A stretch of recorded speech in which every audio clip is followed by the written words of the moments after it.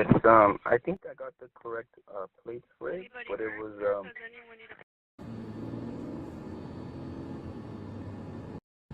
On the view? Good. Alright, he's going to pursue though. Yeah? Yeah.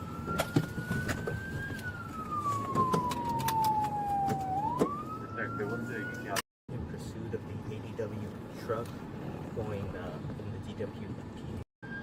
Lower Canyon Boulevard for any rally traffic enemy 16X810 Lower Canyon Boulevard for key injury incident 3627. 666, how to be key injury? Correction, okay. Get it back, just drive up. 6936, what's the ETA on the back of your ship supervisor?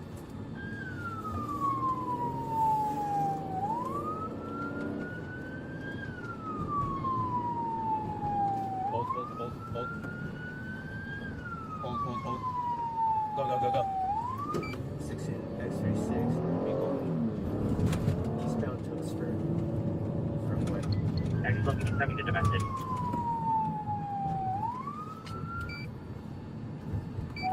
6X05. We're in the PA. We're in the PA, dude. 16X36, we're going to be going in pursuit of the BBW suspect vehicle. We're going to be going eastbound Tuxford from Cayuga, approaching San Fernando. Southbound.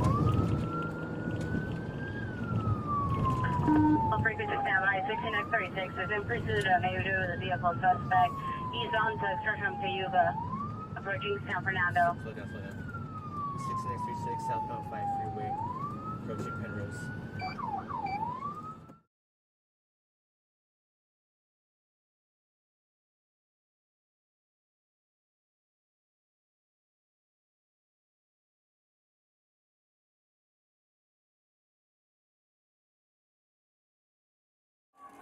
Hold on, he's turning around. He's turning around. He's going to be facing your way. After coming up that ramp, he's facing your way.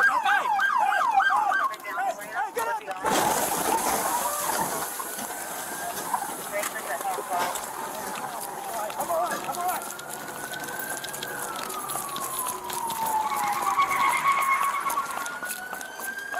Off the freeway, go down to next right, follow it up. I have the vehicle. Hold on, he's turning around. He's turning around. He's going to be facing your way. After coming up that ramp, he's facing your way. He's coming down the ramp towards the officer. He's turning around. He's going to be facing your way. After coming up that ramp, he's facing your way. He's coming down the ramp towards the officer. He's ramping. Hey, rescue team on the side, get that dude out! Let's continue to move the vehicle. Looks like he's reversing, attempting to turn the vehicle. Get that dude out! Suspect is continuing to move the vehicle, reversing.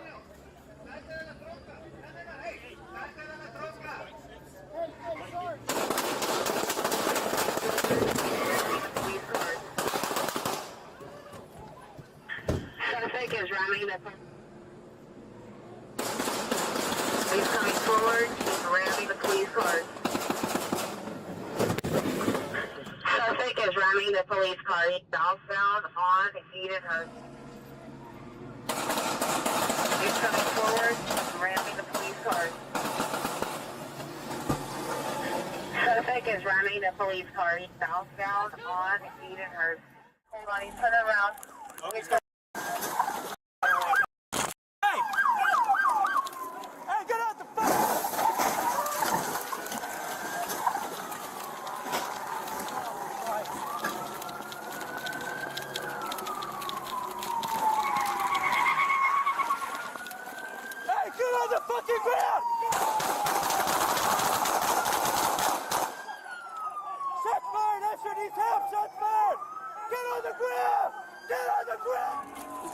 Hold on, he's turning around. Hold.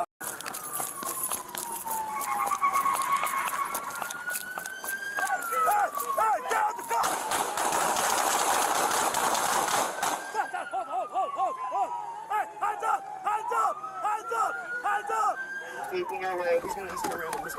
coming down the ramp. No, wait, no,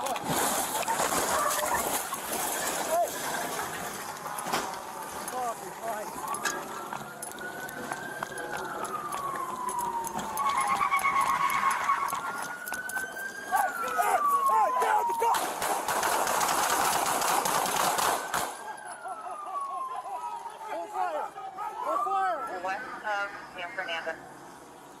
16 on 120, I'm at scene. I'm going to be instant commander. Suspect is armed with a screwdriver at this point. Fine. Guys! I heard him. We don't want. Sir? Alright. W. To block.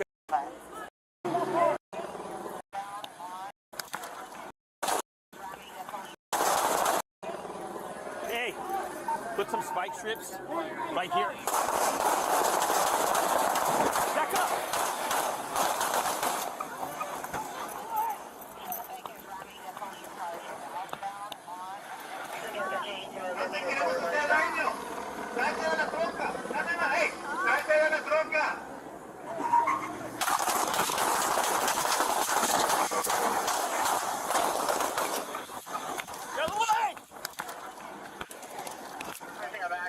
Hey, Sarge!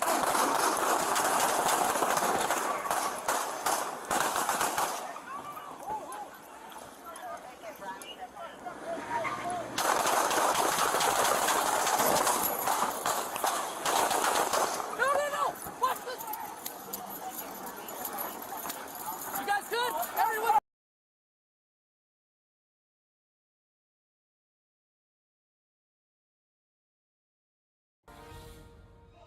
My wedding. Him with a few of the staff members. That hurt me a lot, to be honest with you. I'm not gonna lie to you. And then, you know, Jimmy stayed there the whole time, had a great time. Gave me a hug. He knew how important it was to me. Gave me a ridiculous check, really nice wedding gift, and you know, and nothing. I mean, you know. Call me whatever, but you know, I am sentimental in the end. I never got a wedding gift from the fucking guy in the end either. So this is the shit I was dealing with. We had no fucking relationship whatsoever. And this show was coming to an end. I absolutely was thinking, you know, it's time to move on, but I was trying to figure out how we do that. And then July came along and Anthony got fired. And there was obviously no fucking possibility of us continuing together. There was just none. We never talked about it whatsoever. He set up a home studio way in advance, and now he's trying to spin that and saying, "Well, I never knew when the guy was going to leave, so I was, you know, protecting myself." That's just not true. That's just not true. He set that up a long fucking time ago. And if we were going to do a podcast, the amount of work that would have taken to, you know, to get that off the ground and to make it work, because the podcasting world is still kind of squirrely. We did not have that in us. We weren't talking anymore. There would have been no way to set up an actual podcast network. And I tried to take the high road, and people were like, when are you going to be on Ant's show and stuff? And I knew all of this already, that the guy fucking despised me and didn't fucking like me, but I was trying to be cool, like, oh, I don't know, you know, someday. And then when he did reach out to me, I'm like, look, dude, I had a simple request. I go, look, how about we get a beer or have dinner and try to talk some of this shit out that obviously is bothering both of us. And then I would love to do, you know, your show. Maybe it would be a new beginning. Who the fuck knows? But that's why I never did Anthony's show, because I knew a long time ago what he thought of me, and I wasn't going to fucking fake it and go in there and make believe, hey, pal, what's going on? So, yeah. So I guess the other point is, you know, he always wanted the radio show without me, and he's got it. So I don't understand why he won't just move on with that. I don't get it. He thought it was useless. He thought it was just a fucking board op, you know, whatever. He's got what he wants. So fucking just move on with your radio show. I'm gone, and you don't have to deal with my shit anymore. Just go. But he won't, for whatever reason. He needs to blame someone. He's fucking really fucking pissed off that he got fired. You know, I would be too. But, you know, the fact is, he said it. People have said it to me. They said if I got fired, Anthony would have continued here, period. And we all know that's true. So I'm just asking him just to fucking move on. Period. I'm not doing this tit for tat. I don't give a fuck what he says today on his show. Go there. I've promoted it way more than he's promoted me, or I've said way more nice things about him than he's ever said about me. Go to anthonycumia.com. You can listen today. I'm sure he'll fucking rant and rave again. But like I said on my Twitter, I'm not the problem. Whatever's eating him, inside, he's got to figure it out. Because in the end, I'm not the fucking problem. Everyone stayed. Everyone. Not one person walked when they left. So that, I'm some shitty fucking boss. And secretly, just about everyone behind the scenes thanked me for staying here. They said, thank you, thanks a lot. Because my life would have been pretty fucked up if you decided to leave too.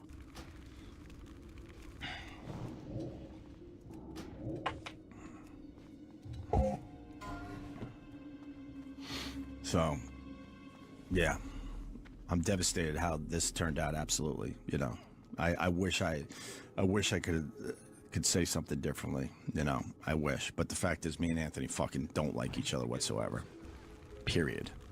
And I'm glad he finally is, showing the people that, because he was hiding behind that for a long fucking time. So in a weird way, when he went off yesterday, I was very, very relieved. I'm like, there you go, thank you for finally, admitting it. So, I mean, we are doing very, very well here. Very well. And I don't know, maybe it bothers him. I don't know. I mean, he's an extremely talented guy. I hear he's doing well. I don't subscribe to his show. I don't listen to his show. And to tell you the God's honest truth, I didn't even listen yesterday. I have people. They gave me the bullet points. That's all I needed. I can imagine, how bad and ugly it was, And, I truly just wish the guy nothing but the best. I mean, we had an amazing run. I take pride in what we did. So, but in the end, I'm not the problem, brother. Just not. I've taken care of a lot of issues. I mean, some of the stuff he brought up yesterday is so old and long ago. I know the therapy I've been in has definitely taken care of some of this shit. Not all. But that's also what made me a pretty damn good radio, host. Having a fucking crazy side to it. So you take the good with the bad. I would love to know if he took any fucking responsibility for what happened to him, what happened to others around here yesterday when he was ranting and raving. Or did he just tell the world that he's just an amazing fucking guy and, everyone else is the problem?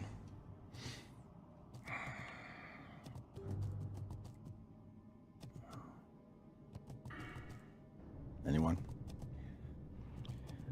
I mean, this is a discussion you two should be having, so there's nothing no kidding. Yes, I'm just saying, there's nothing I'm going to say, because if I say something you don't like, then I got to take up Ant's position, and then me and you are fighting, and he's not here to defend his own position. Oh, I get it. So Jim Norton is completely in the middle. I mean, the latest thing is now people think I'm holding you to a contract or something. No, I don't feel in the middle. I don't feel even that uncomfortable. People think, and I appreciate everybody saying, like, it's not about me. Right. People are going, oh, Jim, I feel bad for you. You guys don't have to. I'm a grown up. There's other things that are bothering me when I came into it that literally have nothing to do with you and Anthony, as odd as that is. It's zero to do with you two. Right. It's weighing on my mind. I watched what he said. It's probably not what you think if you didn't see it, but you guys gotta, this is nothing I'm going to say that's going to work to fix it. Right. I can't fix it. I can't fix it, and anything I say is either going to be misinterpreted by him or misinterpreted by you. There's not, because he's not in the room. Right. I would rather have you guys had this discussion on the radio together. I did not want to do this on the radio.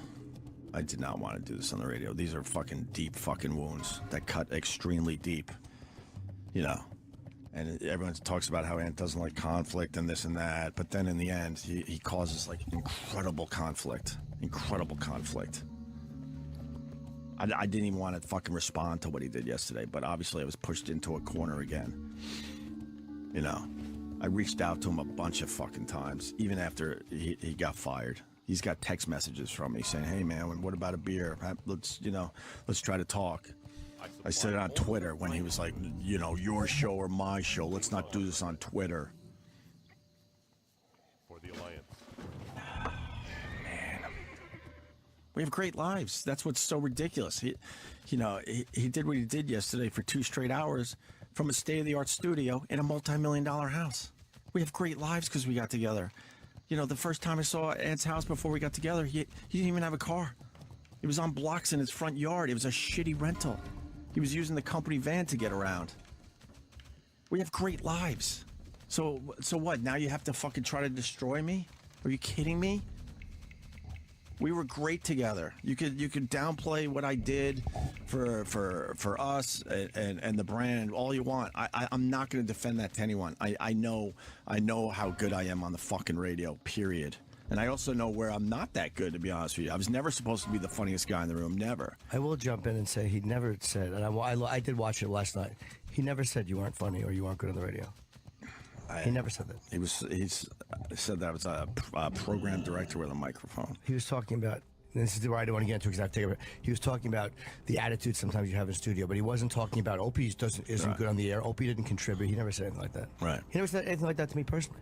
I did lie about one thing over the years. Like when I started going to therapy about 6 or 7 years, I kept saying I went for my mom. I actually went for Anthony as well. But I was trying to downplay that because that sounds like, it makes you sound kind of like a pussy, to be honest with you. But the fact is, I had issues growing up with my mom that really affected me as an adult, and it was finally time to take care of that. But also what pushed me to therapy was I couldn't handle him anymore. I didn't know how to talk to him anymore. I didn't know how to get to him anymore. I learned growing up that you yell and scream when you have a fucking problem. As you notice, I'm not fucking yelling and screaming. But I didn't know how to get to him to at least talk about our issues and try to figure shit out. It was driving me nuts, and it definitely influenced my mood. It definitely did. Other things certainly as well. But, I don't feel as trapped or moody since he left in July. I feel kind of free, to be honest with you. Because we just did not fucking communicate anymore, and we had no fucking relationship. And I did not know how to break through that. I just did not. Whether it's my fault, his fault, our fault, that's fine.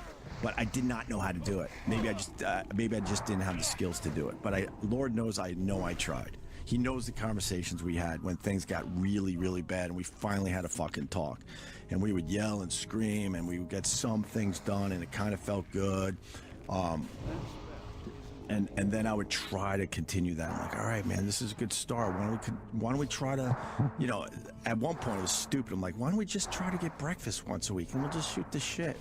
We never did it. We never did it once. I couldn't tell you the last time I actually had a meal with Anthony. I think it was last April when we did Unmasked. That was the last time we had a meal together. And before that, it was years and years and years, period.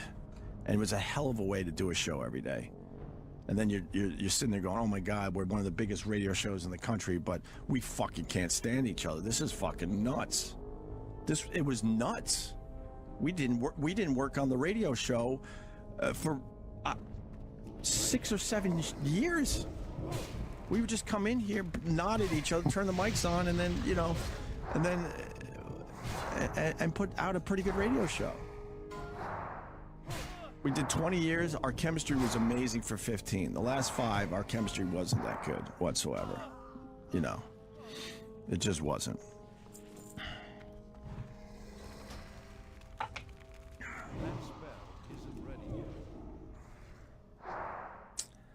So I just want to move on. Period. And to Anthony, this company doesn't even fucking hate you, but that's on you to figure out. That's on you.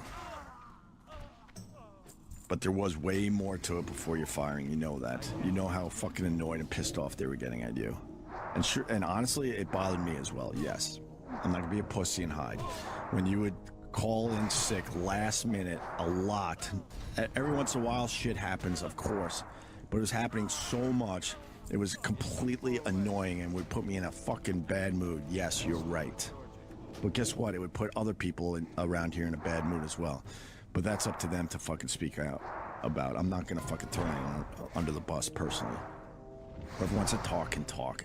But they were fucking mad too. Like, what the fuck, man? We're trying to get things done here. We were on, some good rolls there. And he was talked about it. The company was fucking mad about it. And then there were hints, well, maybe he has an issue. And honestly, I said, leave me the fuck out of that, because I don't know. I officially don't know if you have an issue with, you know, alcohol, whatever. And I told him that. I said, just leave me the fuck out of that. And we don't hang out socially so I can honestly tell you I have no fucking idea if he has an issue.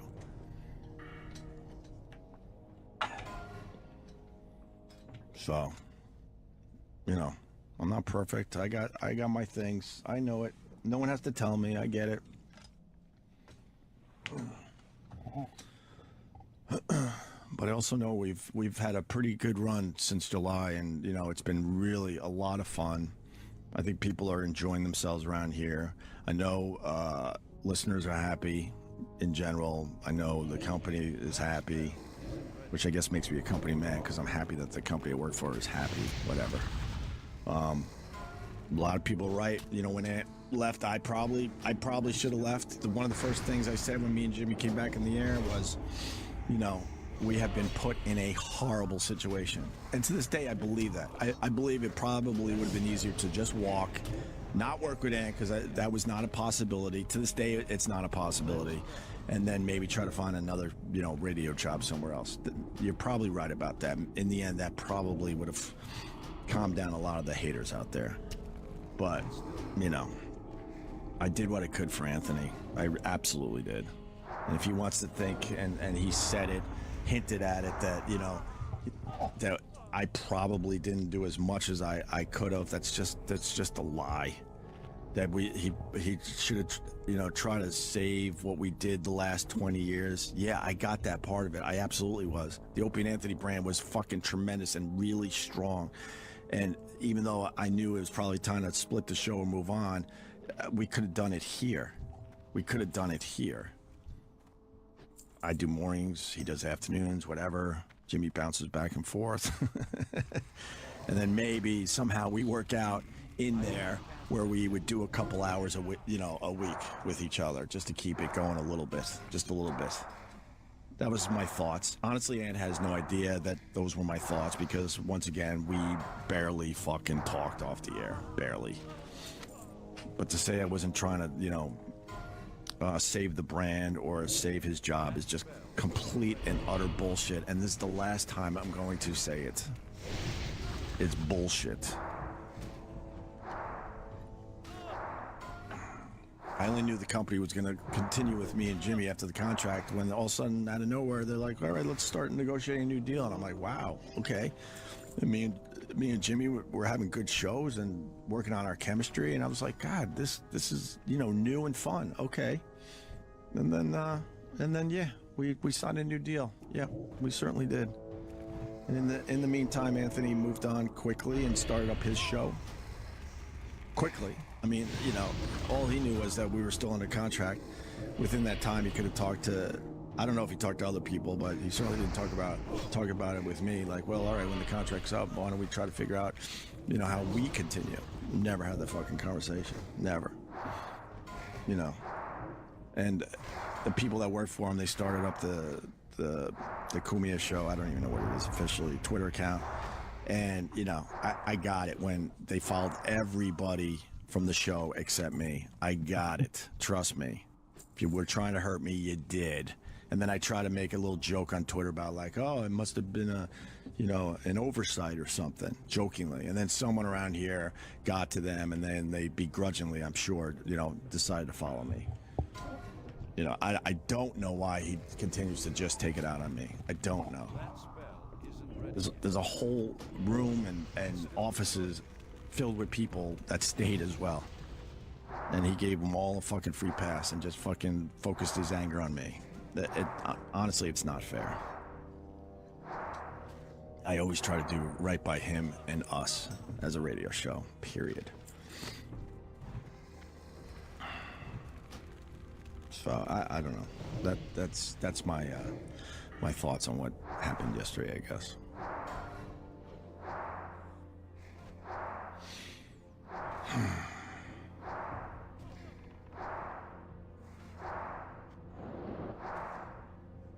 Should say fucking not worry about it. Yeah, that's what I'm trying to do, George. That's what I'm trying to do. I'm trying to just move on. We had a great run. A great run. And then, you know, after yesterday, he's made it impossible to ever do a radio show with him again, to be honest with you. I don't know how I don't know how I even think about doing another radio show with him. There were a ton of fucking low blows.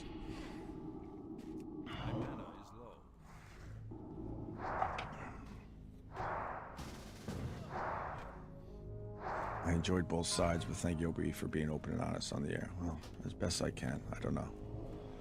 Like I said, you know. I don't even want it to be a me versus him. I never even thought that it would come down to this. I knew there were issues and stuff. I'm like, all right, he's doing his thing. It sounds like he's doing well. I get the feedback from people like he's doing well over there. I'm like, okay, cool. And I know we're doing well over here. And that's how it should have been. That's how it should have just been.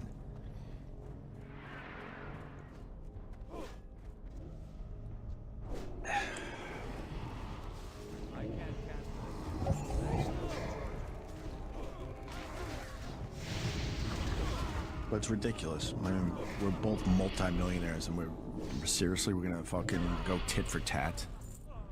Really? We don't get along, and that's okay. But we have great lives. Fucking great lives.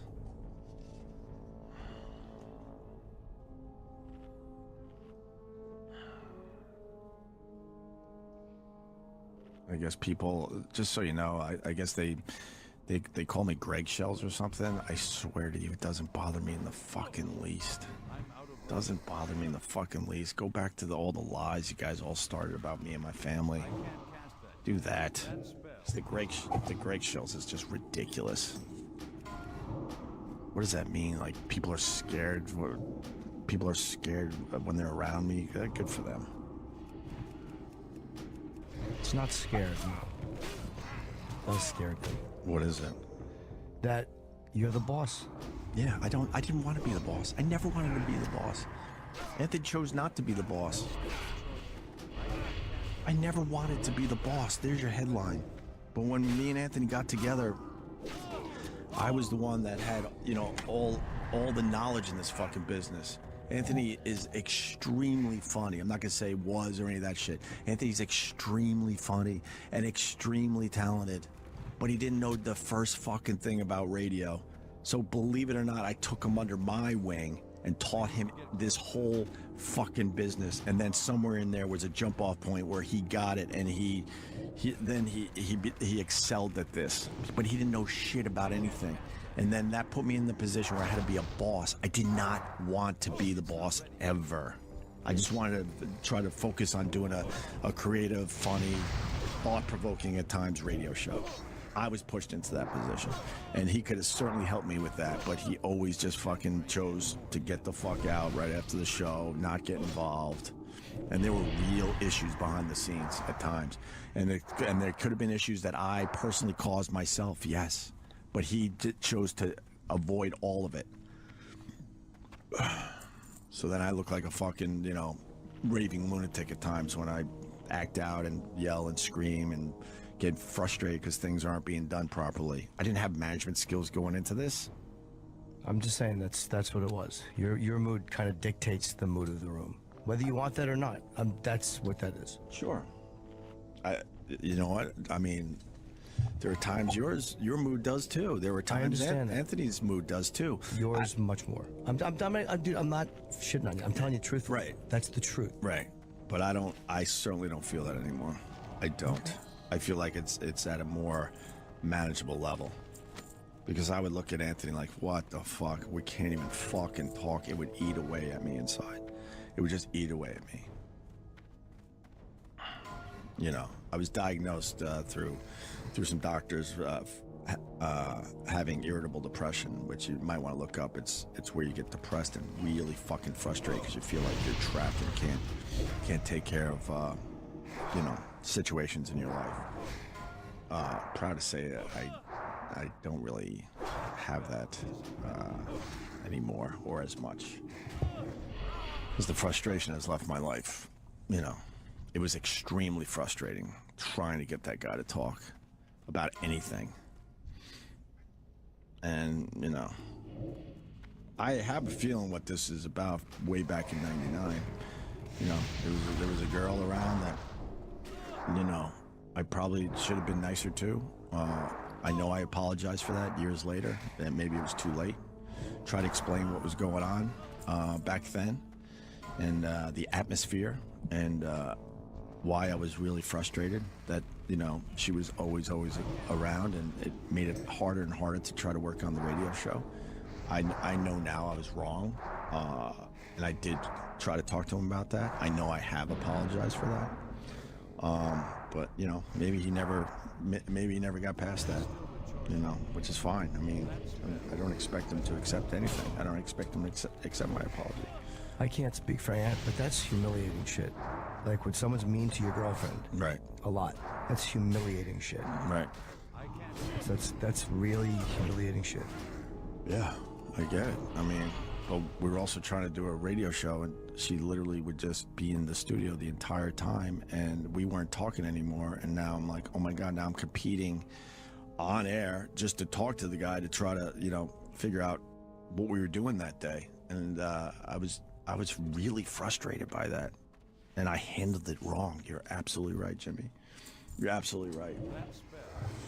I handled it wrong. And I did apologize to him. I hugged it out with her. There was a time I hugged it out with her too, you know. But that's 16 years ago. That was 16 fucking years ago. Things that happen early on define the way things are going to go. Yeah. With people. And when stuff like that happens, and you feel, I can't speak for this, is where I'm not going to pretend I know what Anthony thinks about everything, 'cause I don't. But I know that stuff like that defines our relationship between people. It's real hard to fix that stuff. It's real hard to fix that stuff. Yeah. Because resentment builds up deeply. I mean, we probably should have fucking, you know, broke up the team back then. I mean, back in '99, I actually, you know, me and Aunt weren't talking at all. She was always around. Maybe I, you know, unfairly took it out on her. And I called my agent. I said, I'm done. I'm leaving. And he's like, are you crazy? Do you understand what is about to happen? You guys are about to be syndicated around the country, and you're about to become millionaires, officially become millionaires. I'm like, that's great, but I don't get, you know, I don't get along with the guy. You know, we're not talking. So Bob asked me, and this is the truth, I've told this story a few times. Bob asked me, is there anything we could do to salvage this? And that's when I said, you know, there's this guy, Jim Norton, that's been coming on the show and killing it. And, you know, if we could add him, you know, maybe that will kind of help us get through these radio shows. Because we were literally, there's literally again, sorry. We would turn off the microphones and just not even look at each other. We would just kind of look around the room and look up in the sky and look over here, and I would leave and go take a leak. And it was just a horrible way to do radio. Not blaming you, Anthony, but that, you know, you want honesty. I presented the fact that, you know, I wanted to hire Jim to Anthony. He was not for it whatsoever, which is funny because, you know, A, you guys are friends. B, had and continue to have, because you do a show, great chemistry. But the fact is, in the beginning, he wasn't for it whatsoever, you know. But he had no solutions to the obvious issues, you know, that were in front of our faces. And that's the only reason Jimmy joined the show back then. It became something else, obviously, and, you know, love Jimmy to death, and me, Anthony, and Jimmy just had an amazing run together. You know, we always talk about me and Anthony and our amazing run, but it's not even fair to Jimmy because he's been around since '99, 2000. You know, Jimmy's done 15 fucking years here. So it wasn't just me and Anthony. It was us three together for the last 15 years that just did just amazing fucking stuff. You know. And then I just remember one other thing. So there was one other issue. I did try to quit a year and a half ago, you know, because there's rumors out there. Yes, I did.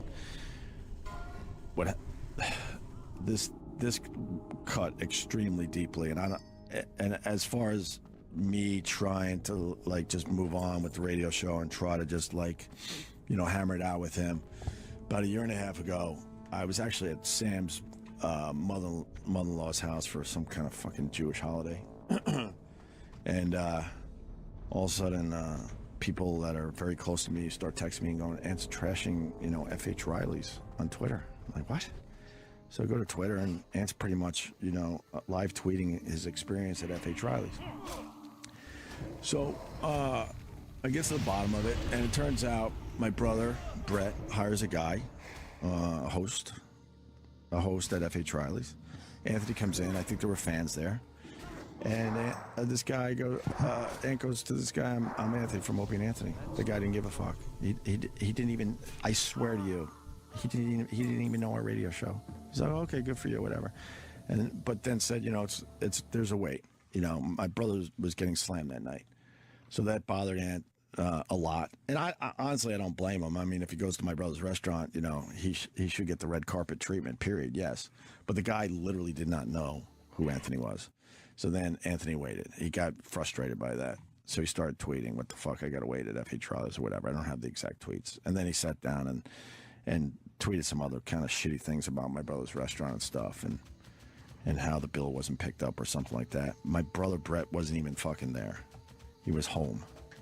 All right. When I found out about this, I'm like, holy crap. The least he could have done was texted me and said, yo, I'm at F.H. Riley's, and kind of being, even if he said I'm being treated shitty, that would have been fine. That would have at least been something. But he didn't contact me whatsoever. So then that was Saturday night or Friday night, I'm not sure exactly. And then it ate me inside all weekend, put me in a horrendous mood, because now I'm like, wow, he's taking shots at my brother's restaurant. My brother has nothing to do with me and Ant's relationship and what he thinks about me. So we get into do the radio show Monday. I can't even look at him. My fault. Yes, I'm fucking seething inside.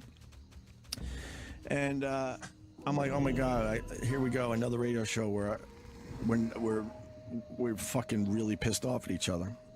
So right before Ecstasy of Gold, my phone goes off. And, text. A lot of times my wife will text me when she's up, just to tell me that, she's up and the kids are cool.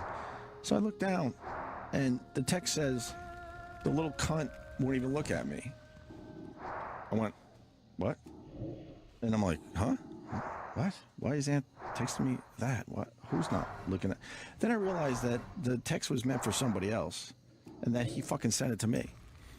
I'm like, wow, okay. So I wasn't going to do a radio show that day. We had a huge blowout. Everyone fucking heard it. And I left, and I went, and talked to Mel Karmazin. I said, I quit. And the guy would not let me fucking quit. He literally would not let me quit. And he calmed me down and says, look, I know you guys got issues and stuff, but you guys are good together. You got to, maybe you got to go in there, try to figure this shit out. And I did. But honestly, I don't know. There was something about that cut even deeper some of the other shit. And I don't think I ever got, over that, because now he's fucking with my family. I mean, he was treated bad at F.H. Riley's.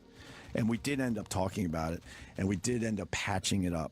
We did patch it up a little bit, and I apologized for my brother. My brother also told me to tell him, look, I just did not know the guy was there, and the host was brand new to the job. Brett, offered to pay his whole tab and all that. If Brett was there, the people that do know Brett at F.H. Riley's, he always does the fucking right thing.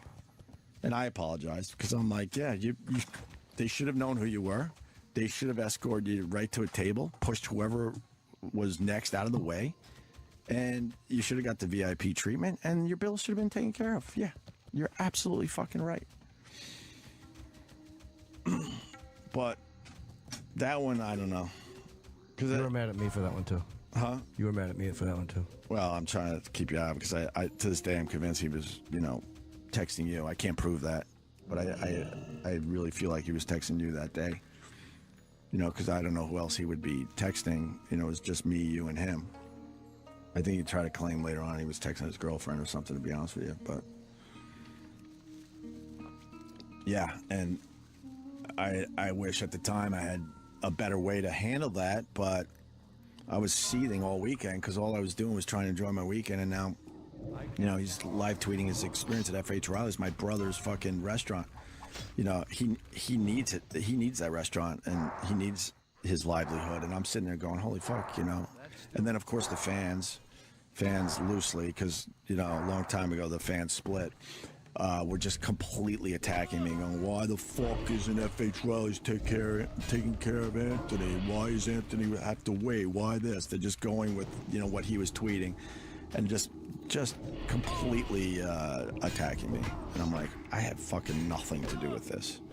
And as soon as I was able to try to do something about it, I did. And I took responsibility for him being treated shitty.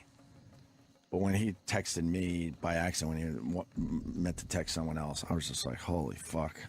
You know, it was an eye-opener to what level we were at as far as our relationship goes.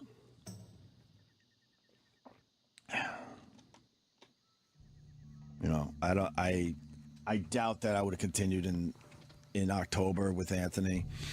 You know, it was very convenient when he got fired, and it was like, oh, okay, well, here's my opportunity to, you know, move on from this. Yeah, absolutely. We all have opportunities in life. Yeah, absolutely.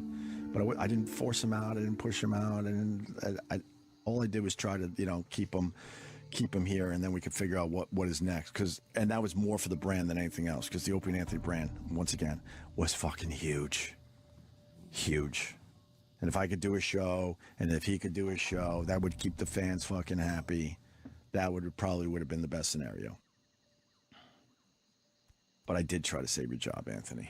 Period. I sleep very well at night knowing that I did the right thing. And whatever's really bothering you, I really would suggest you really start looking into it. I mean, to just take shots at me and no one else around here, you know, I don't get it.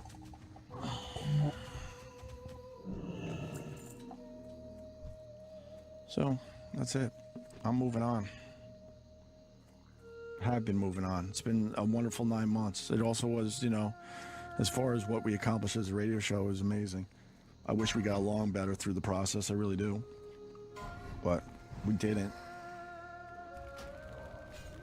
I don't know how we were able to accomplish all that without having an actual relationship off the air. But we did. So, just do your show, man. Very talented. Very funny. Just do your show. I'll do mine. I got your message loud and clear yesterday, trust me. Loud and clear. I'm happy that it's finally out in the open, because it felt really kind of weird that I couldn't really openly really express the fact that I knew you fucking hated me. But now at least everyone knows.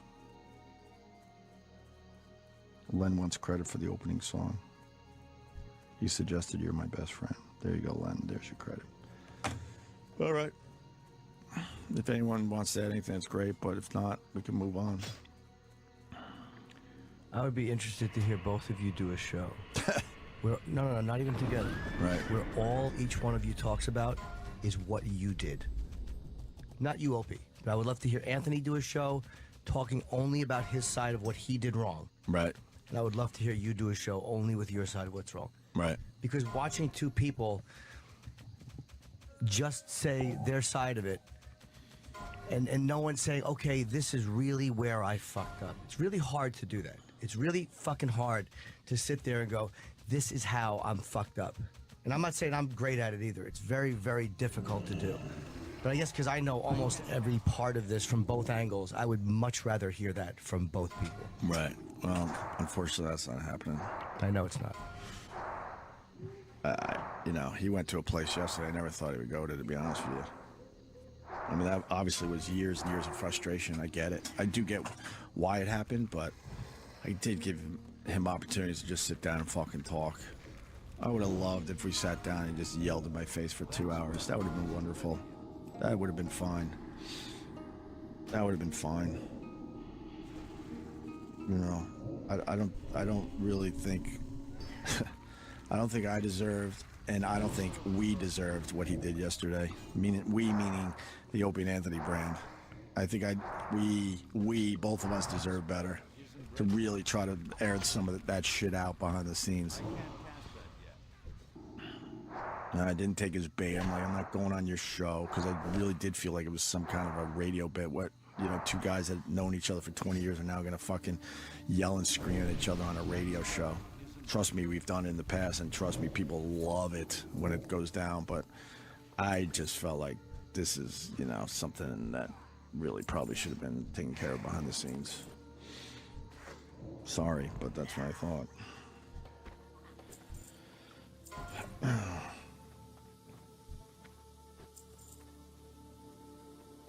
So, do wish you the best, Anthony. In the end, I wish you nothing but the best. I don't really like you. That is a fact. I don't like you. And I'm not going to sit here and make believe I do. But I wish nothing but the best. I really do.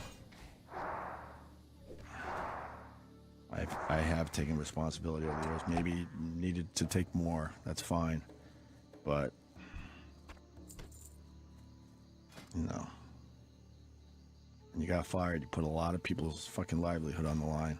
And you were unfairly fired. Yes, you were. But there was a lot of moving parts leading up to your firing, and you know that. Plus the fucking culture we were involved in, where everyone was getting fired for the most ridiculous shit. We were doing a bit about it every day. The apology and who's getting fired for this and that. I just wonder somewhere in your head if you realized that those tweets could have been a problem. I wonder. At any moment you were thinking, wow, man, with the culture that we're in, the bits we're doing on the actual radio show, could this be twisted in a way that could fuck me? It's too far away. But with that said, I'll stand by it. I don't think you should have been fired for it. You're absolutely right.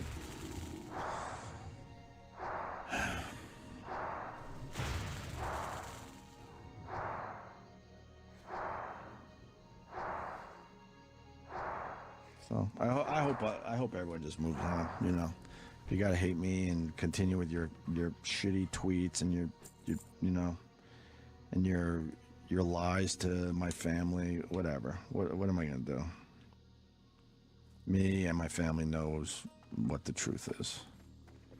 I'm out of range. I can't cast it again. If anyone has anything, they could speak up. If not, I'm just gonna move on. What's there to say? I mean, I love doing radio. I love doing it with Jimmy. We're having a good run. You know, what the future holds is whatever. That's fine. But I'm liking the direction we're going in, and I really like being in here every day more than I have in many, many years. And that's what I'm going to continue doing because I love doing this. That's still recharging.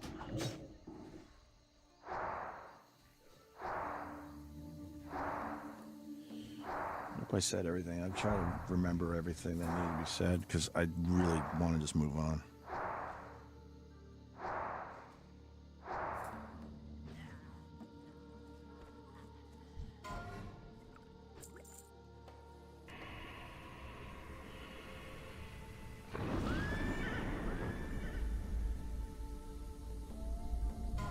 All right. Got Mike Rowe in today. Talk about other stuff. Finally shut Sam up. That's good. Kind of sick of your nonsense anyway. A little nervous over there, buddy. I'm okay.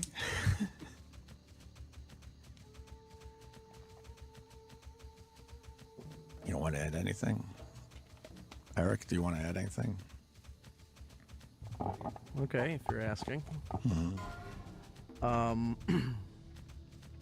When all this happened back in July, and I am aware of what everyone around here tried to do involving the firing, and everyone did try to the best of their abilities to prevent it from happening. But when it was going down, do you think a lot of this nonsense that's going on right now could have been diffused had you guys talked at that point? Like right after the firing, I know he was upset, but given in a couple of days, had you two just kind of forced the issue and said, we need to talk about this, do you think this kind of would have been diffused and would have not have gotten to this level? Absolutely. The fact is, me and Anthony had, I think, a 10-minute conversation after he got fired. That was it. I know the exact place I was at. We talked for 10 minutes. It was like the lamest conversation we've ever had. It was kind of sad, to be honest with you. Coming from both of us, I swear I'm not trying to make it him versus me. It was just a shitty conversation. There was no energy behind it. I felt really bad for him. I told him how crazy he was. I told him that they probably, we'll see how ridiculous this is. And then we never talked again. We just never talked again. There was a couple text messages here and there. There was an invite to go on his show. And I felt like I did not feel comfortable going and doing his radio show, period. I just did not. Because of pretty much everything I just said for the last hour. But yeah, if we talked then, yeah, it probably would have diffused a lot. It got to a point, I can only speak for myself, I did not know how to talk to the guy anymore. I just did not know how. That's on me. I did not know how. I've said from the beginning I thought you should have gone on. And the reason was because it wouldn't have been a fight. I don't think that it would have been, fuck you, your fault. But I felt like the fans all of a sudden see this happen. And he's the guy that lost the gig. Even though I know he sent out some stupid tweets and it's, a maniac, but he shouldn't have been fired. It was unfair. Right. It was unfair to him, and it was unfair to the show. And it was unfair to the fans that they fired him. It was unfair for everybody, unfair, including comics who are bummed out that the whole brand has gone away. It was unfair.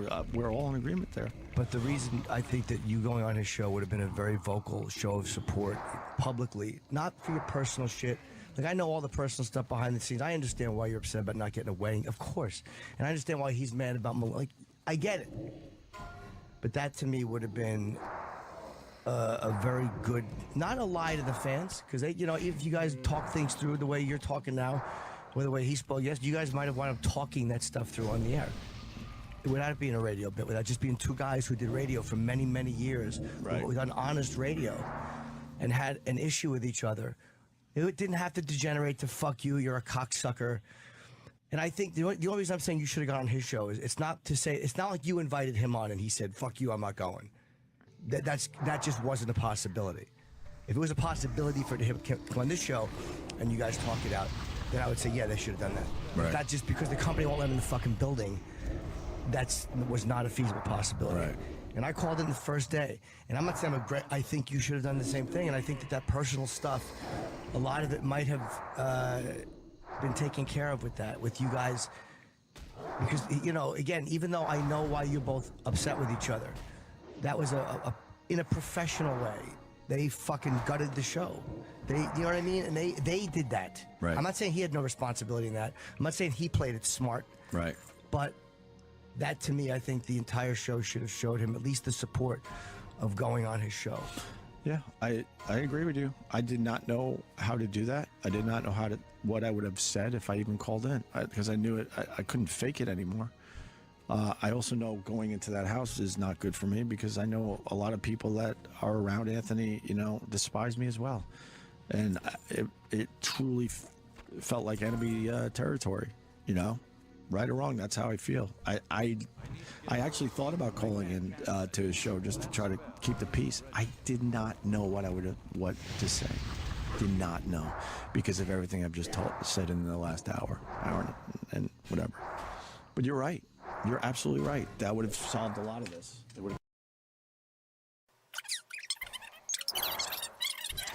Hi, everybody. Welcome to the program. It's the Human Garbage Show. Hope you enjoy. These things are hard to get out. How is everybody, anyway?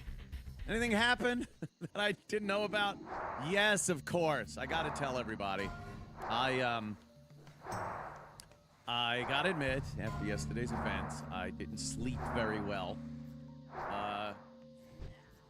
I lost my Navy Raven. on EVE Online. It was blown up, and it was tragic. I felt very bad about it. You play EVE Online?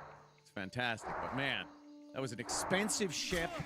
I had fittings on there in the probably billions of game dollars, and I lost the ship. So, in light of those events, I did have a tough time getting to sleep last night. It bothered me a lot. Well, as you know, we are changing the show name to the Human Garbage Show, based on I don't know, certain people's opinions of me. I don't know what happened. What happened? How did it get to this? A lot of fans chiming in on the Opie and Anthony controversy, argument, debacle. There's a lot of things you could call it, but yes, indeed, I was called human garbage. So, hence me in the garbage bag. A lot of fans jumping in, though. Here's one that really just couldn't keep himself under control. Next question, Jeff. Where are you? Right there. Yeah. Jeff. I just want to thank each and every one of y'all for all you've done to your bodies. You're welcome. It's still real to me, damn it. I mean, thank you. Take it easy, man. Take it easy, man. Guys. Love this guy. Take it easy, You're man. awesome. Thank you so much, Mr. Much, for saying what needed to be said. Say it. I don't want to see another one of these. I hear ya. See, they're very upset out there. Isn't ready yet. That's still recharging. Like the Hulkster.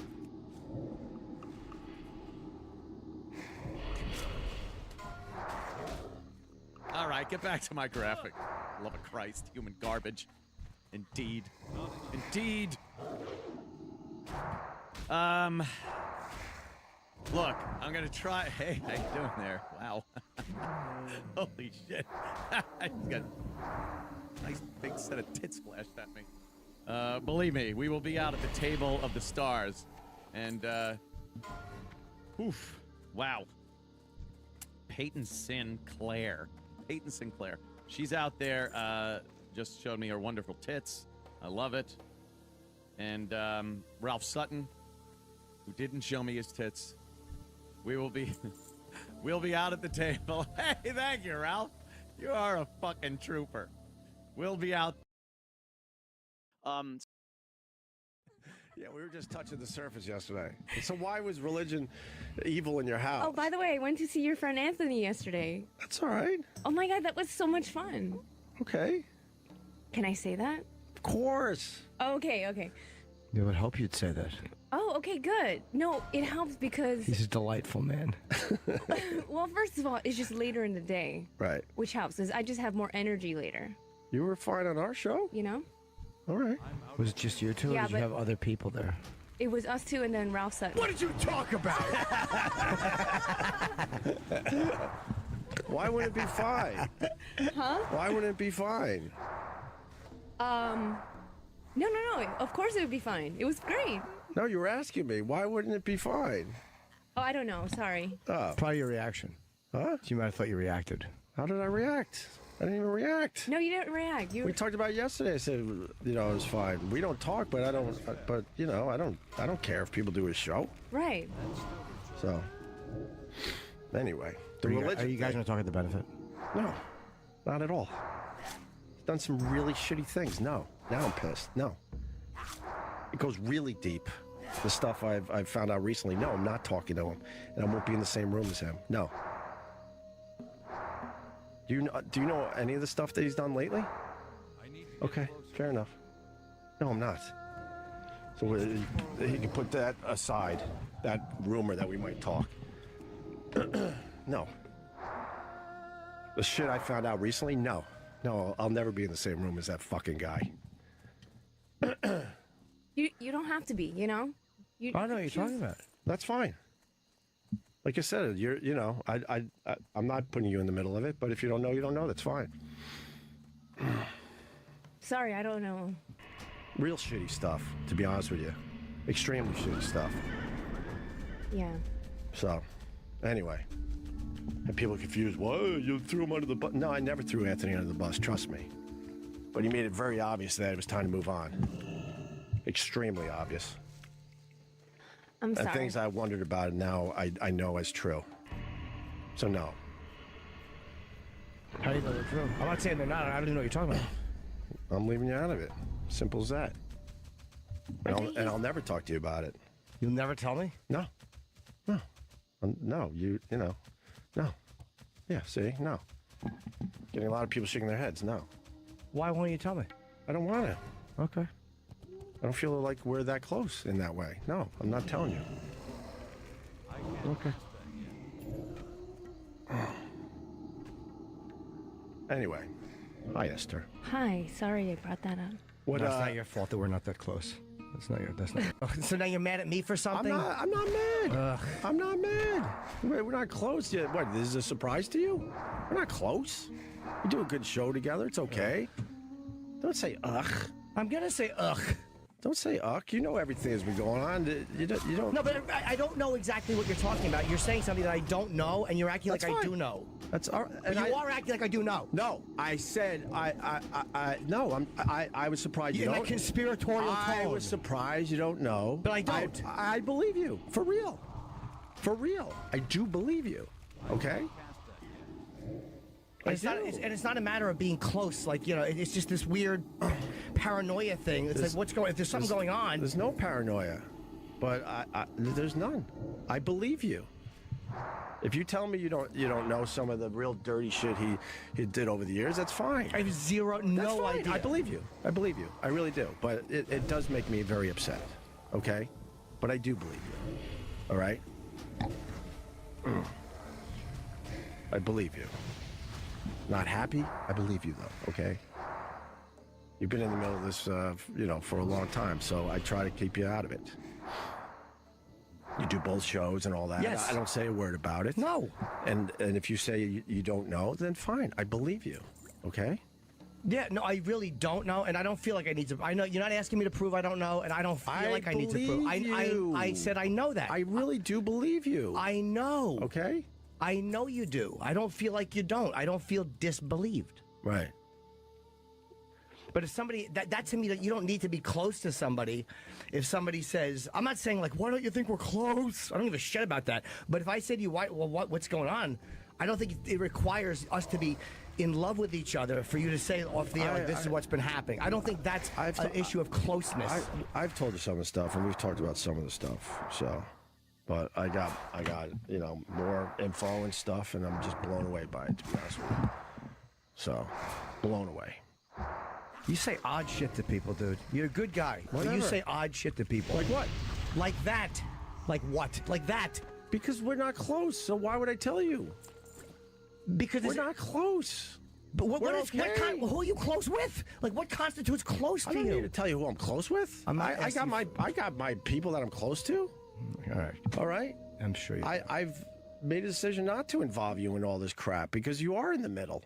You're absolutely in the middle. I don't feel in the middle. Whatever. Okay. I don't feel in the middle. Fair enough. But I'm sure you think that somehow I'm against you. I'm sure. I'm positive. I didn't say that. You don't have to. I didn't say that. I know. It's everybody else. I got it. What? No, I took responsibility for I know. I sit here every day. You're right. I did. Cool. But other people need to take responsibility too. Okay? Yes. All right? I'm not the only one that needs to take responsibility. It gets ridiculous after a while. He did some really shitty things. Well, and some of the stuff I found out recently it blows my mind. It blows my mind. So no, I will not be in the same room as him anytime soon. So you're not going to the Patrice benefit? I got to figure it out. All right. Got to figure it out. So. I need to get closer. Anyway. Whatever, man. What? I mean, what? I mean, whatever. It's always uncomfortable. It's always uncomfortable. Then you don't have to be here. Why are you here? If it's so uncomfortable, why are you here? Explain that to me. Why are you here then? Because I like performing.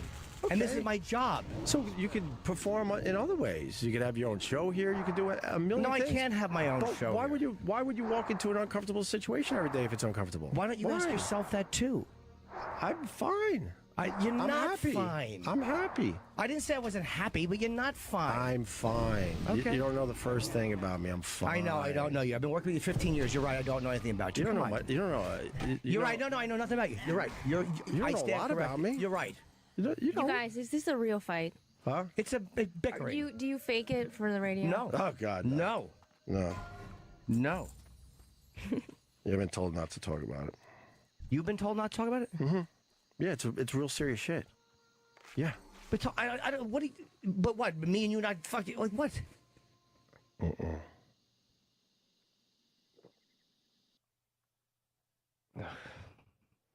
So I'll do this till October, and then you can get a new partner, and I'll move on. I'm not going to quit my fucking job. This is my gig. I didn't say you should quit, but if you're not comfortable here, then that's on you, not me.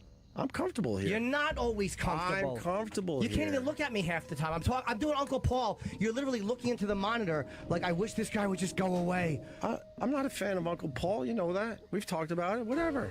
But you're not a fan of some of the stuff I talk about either. So it's just what it is. But I don't stare into a monitor like I'm being molested when No, you're you doing stare it. into your phone or completely ignore me. I mean, it happens all the time. But believe it or not, it happens all the time. If you're not into what I'm saying, you completely ignore me. Are you kidding me? Do you really want to have this conversation? Yes, I do. You sit there and go on your phone and completely ignore me. But And I I feel can- like I'm talking to a wall. I know you do, but not realizing that I can look at my phone and I can also participate in a discussion. I know how to talk as well. You tap out. You completely tap out on things. You know that. Maybe if we're talking about something and you just automatically switch the subject because you don't want to talk about it, maybe then. No, it's a tough spot to be in. Sometimes I just. No, I know. I don't know how to talk. I'm talking before. No, I'm just saying. What? Talking about before? What happened Like we're before? talking about Sydney Party. We're just doing something. I'm talking about something, and then all of a sudden it's like, so Trump.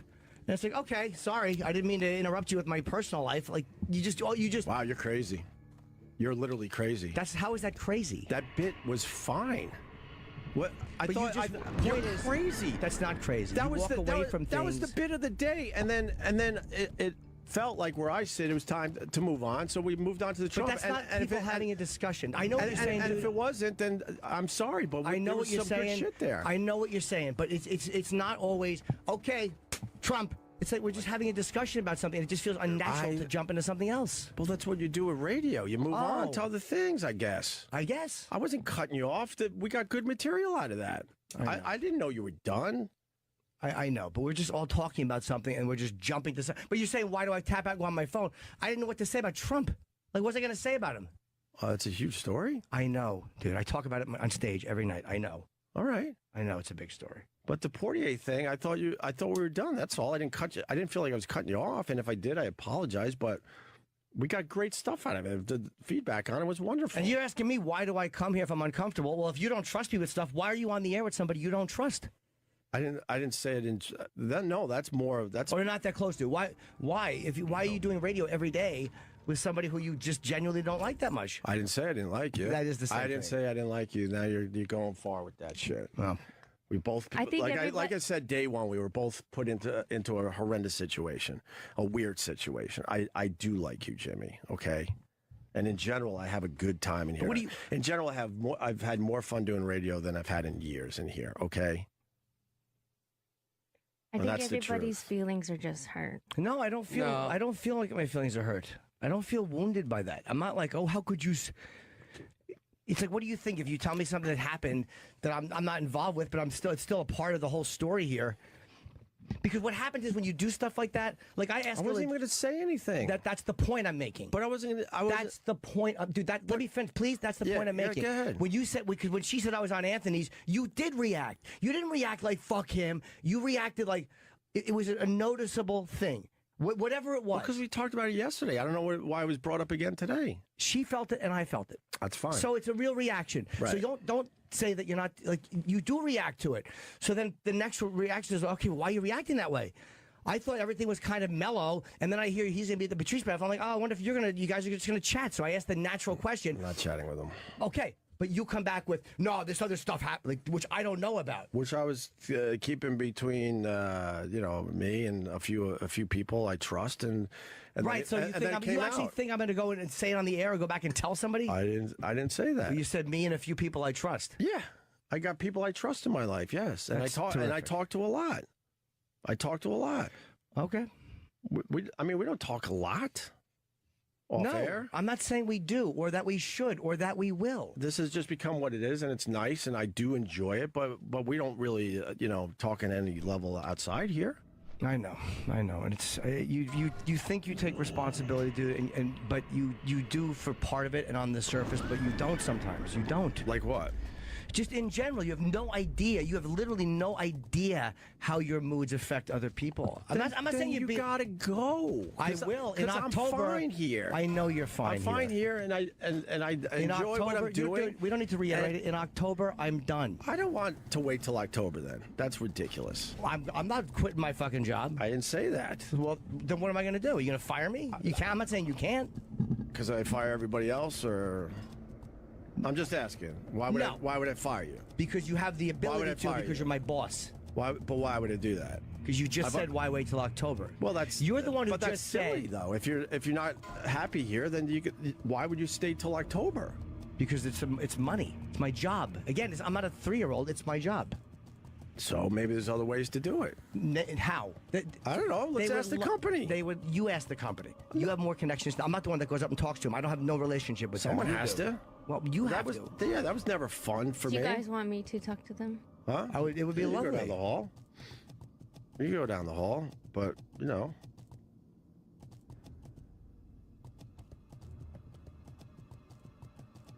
I asked her. But yeah, you could talk to them, dude. I mean, you have a relationship with them. I don't. I'm not gonna throw you under the bus. I don't know. I don't care if you do or not. I've done. I feel like we whatever. should go outside and take a bong hit.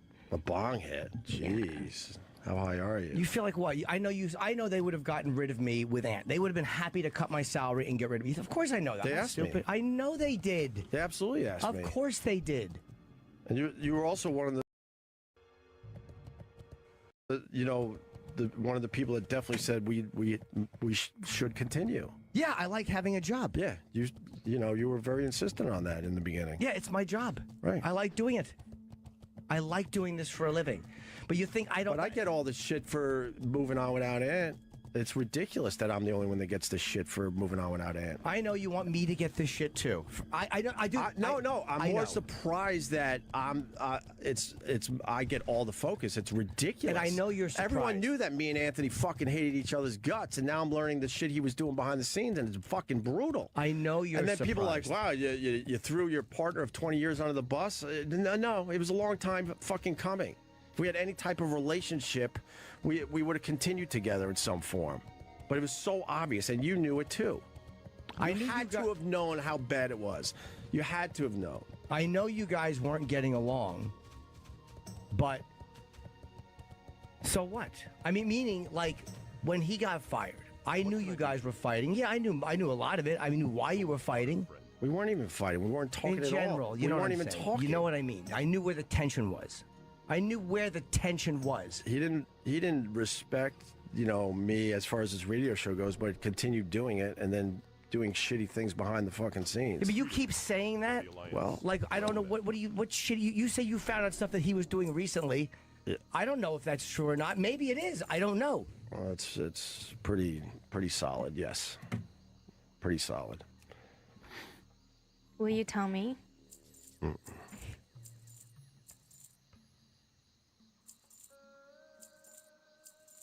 Well, you talk to the company. What do you want me to tell you, dude? I mean, you are my boss. That's no, it's not. No, it's contractually, you're my boss, dude. You're my boss.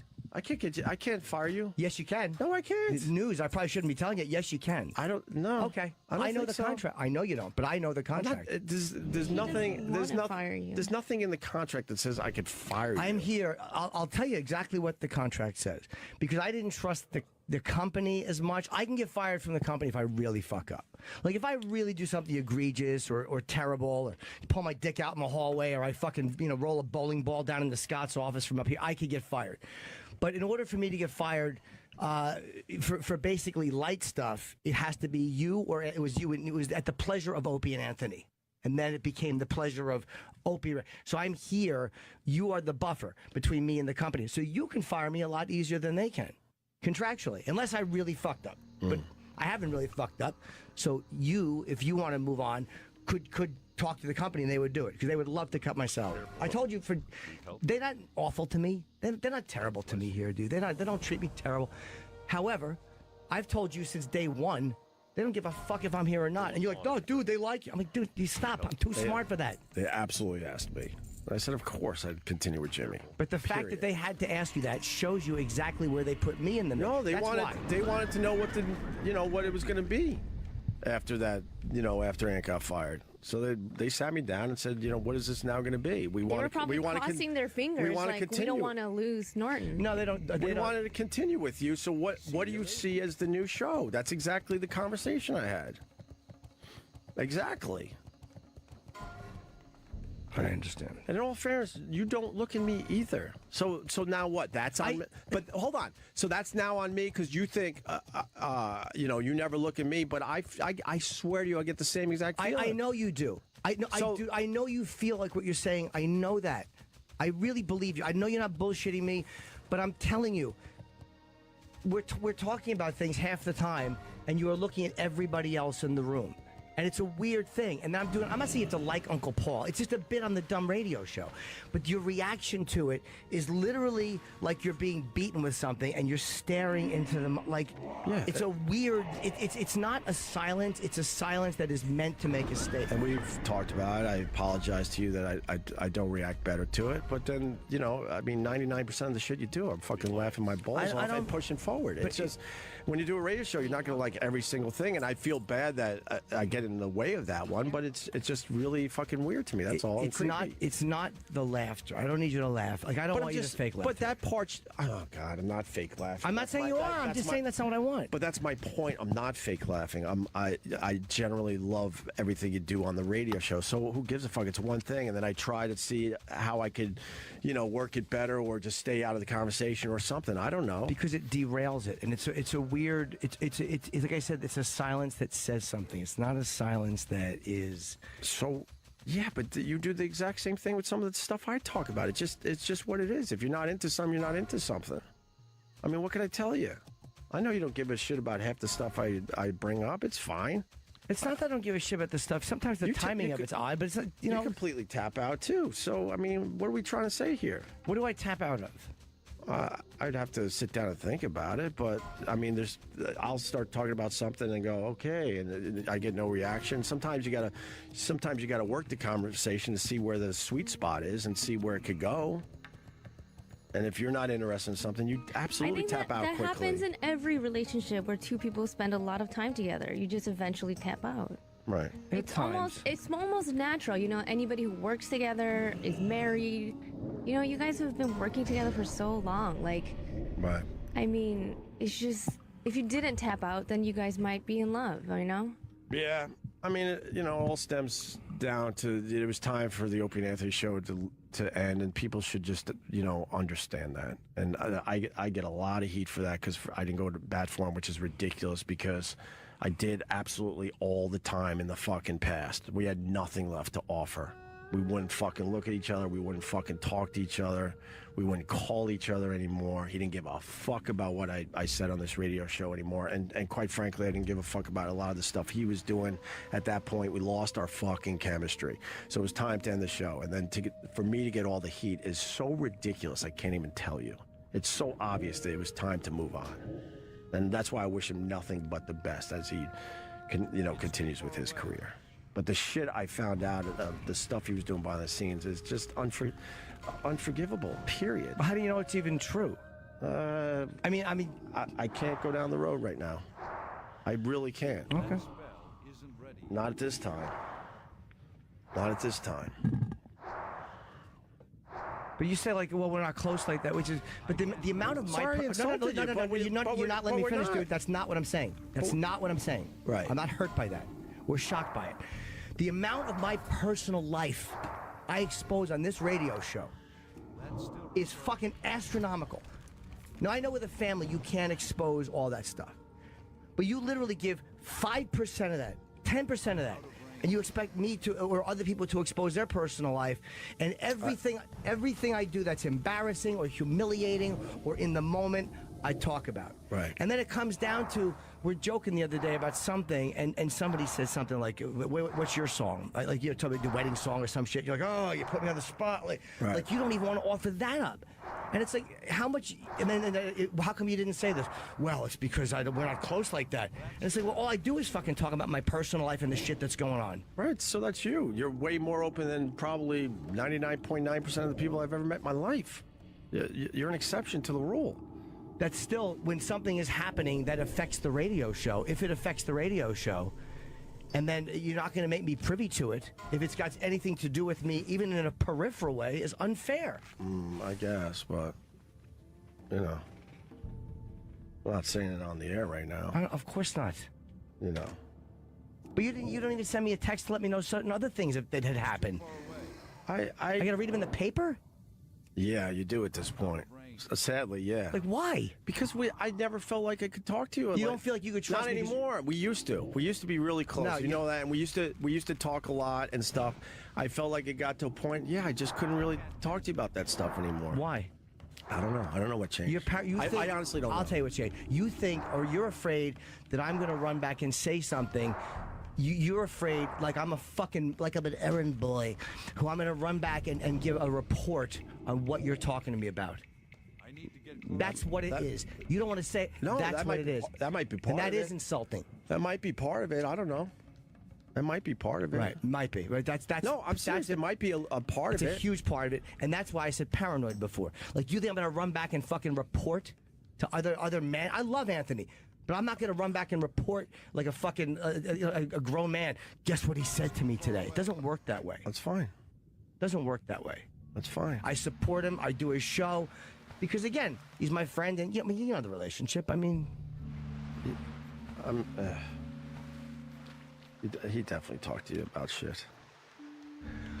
He definitely did. What about, the famous text message where he was calling me a cunt and was sending it to you casually. So obviously he probably did that from time to time, and he sent it to me by accident. I remember the text. And then he quickly blamed, saying it was you when I knew. No, he didn't blame me. No, he didn't. He said it to me. He goes, I'll explain later. I'll explain later.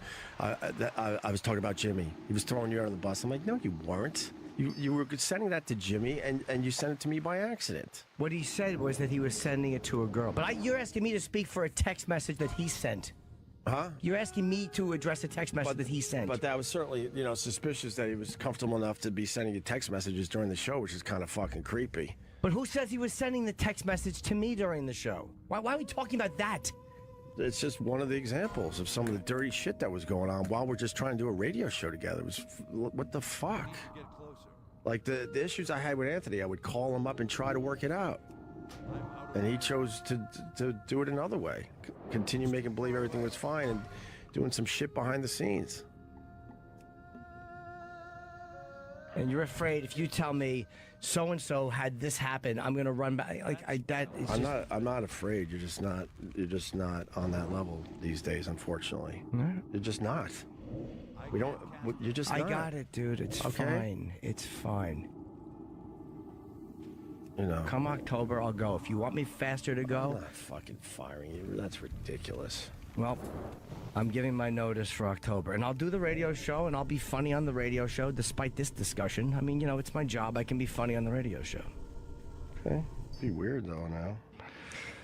It's December now. Yeah, October just passed. I know.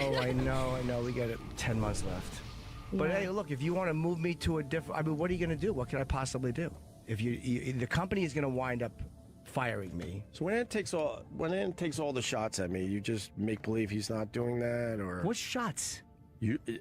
No. When I'm on the show, isn't it shots? No, I'm not saying when you're on the show. All the shitty things he said about me since he got fired. You're just fine with all that, and you're cool with that. Your relationship. I'm just asking for real. I'm not trying to be a dick. I'll be real honest. He's taking shots at my wife. He's taking shots at me and everything I do on this radio show. I've never heard him take a shot at your wife, ever. Well, then you should pay closer attention. But I don't. I worry about my own stand-up career, and I don't worry. I love Ant, but in all honesty, I don't listen to this show when I'm not here. I don't listen to. But you know he takes shots at me all the time, so you have to know that. But I also know because that's being self-aware, like you say. I'm not. You have to know he does that, right? Yeah, but I never heard him take a shot at your wife. He absolutely has. But I've never heard it. I've never heard of it. The sex tape bullshit from back in the day. When he decided to take an hour and a half and just beat the living shit out of me on his show, one of the final things was they were asking about that tape, and he goes, "Well, I'll just leave it for the internet to speculate." He knows damn well that whole fucking thing was bullshit and fake. He knows it. Yeah, of course, everybody knows it. So he should have fucking left my wife out of it, but he couldn't help himself. I'll let the internet keep speculating on that. He knows what that did to me and my fucking family. And he knows it was complete fucking bullshit. And he knows it was the fucking guy that he invited to his fucking party. And then because of that party, that guy couldn't help himself and texted me 40, 50, 60 fucking times harassing me and my kids and my wife. Yeah. Which led to a fucking restraining order, which now I'm fighting in fucking court. Yeah, no, I know all that. But you know the guy's been taking shots at me. Yes. I think. Does that bother you at all? I don't, because maybe that plays into it too. Because I'm sitting here like, wow, I do a radio show with the guy every day. He knows the other guy's taking shots at me all the time. Yeah, but when Anthony comes up on this show, I literally try to take the high road, and I know you're in the middle. But does it, as a human being, bother you at all? What bothers me between both of you, and I said this from day one, is that you both had conditions under which you would talk. Meaning, when Ant got fired and his show came up, and I went on his show the first day I called in, he was on Long Island, and I said this to you on the air when you and Ant were having that big fight. I said this to you. You should have went on his show, regardless of the personal stuff. My opinion was that the support for his endeavor as a professional guy, as a member of this show, should have been the groundswell of support should have come from us, and it should have been from this show, regardless of all the personal stuff. I told you that from day one. Yeah, it would have made my life. You're asking me how does it feel? Do I feel? And then you said stuff which I knew what you meant when you said it, dude. Like I really did. Like when you would say stuff like management likes the direction of the show. I knew you weren't motherfuckering him. I knew you were saying that in defense of us. We were getting attacked. People were being very unfair. These guys are fucking traitors. They're cunts. And you said, hey, management likes. You weren't saying fuck Anthony. You were sticking up for us. And spun it to mean I was saying fuck Anthony. No, we were fighting for our fucking lives. But he can't see past himself half the time. But when I heard that as the guy in the room with you, right? I'm like, why would he? Like, I know what you meant. Right. But yet that does not sound like I'm defending my guy. That sounds like the people that gave us the hard time all these years that we railed against, now they like what we're doing, and I'm just telling you. Yeah. So when he takes shots, like whether you mean to take a shot like that or not, it's a back and forth between you guys. And I would see certain things on Twitter that you would say, I don't think you meant to be horrible.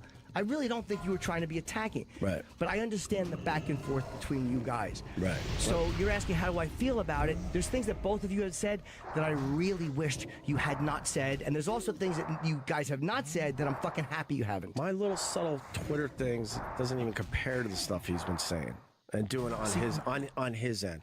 And I will say this for the record. It had nothing to do with Anthony. I know that. It was us fighting for our fucking lives because they weren't, it wasn't even a guarantee they were going to re-sign us in October. We were finishing out the end of our fucking contract. We were fighting to keep this show alive. And, we're doing something right because it's working very, very well. I'm answering your question. You're saying to me, how does it make me feel when that happens? I don't want to see it happen. I don't want to be taking shots at you any more than I want you to be saying that stuff for whatever reason, because I know how that's right. Because I know how I hear it, and I'm sitting right with you, and I know what your intention is. You really weren't. I know you weren't taking a shot at him. And I knew in the moment you weren't. Well, you probably should have brought it up on the show, and we would have, Who, me? Why not? And say, wow, what you tweeted was a little strange considering where we're at. Why not? We're doing it right now.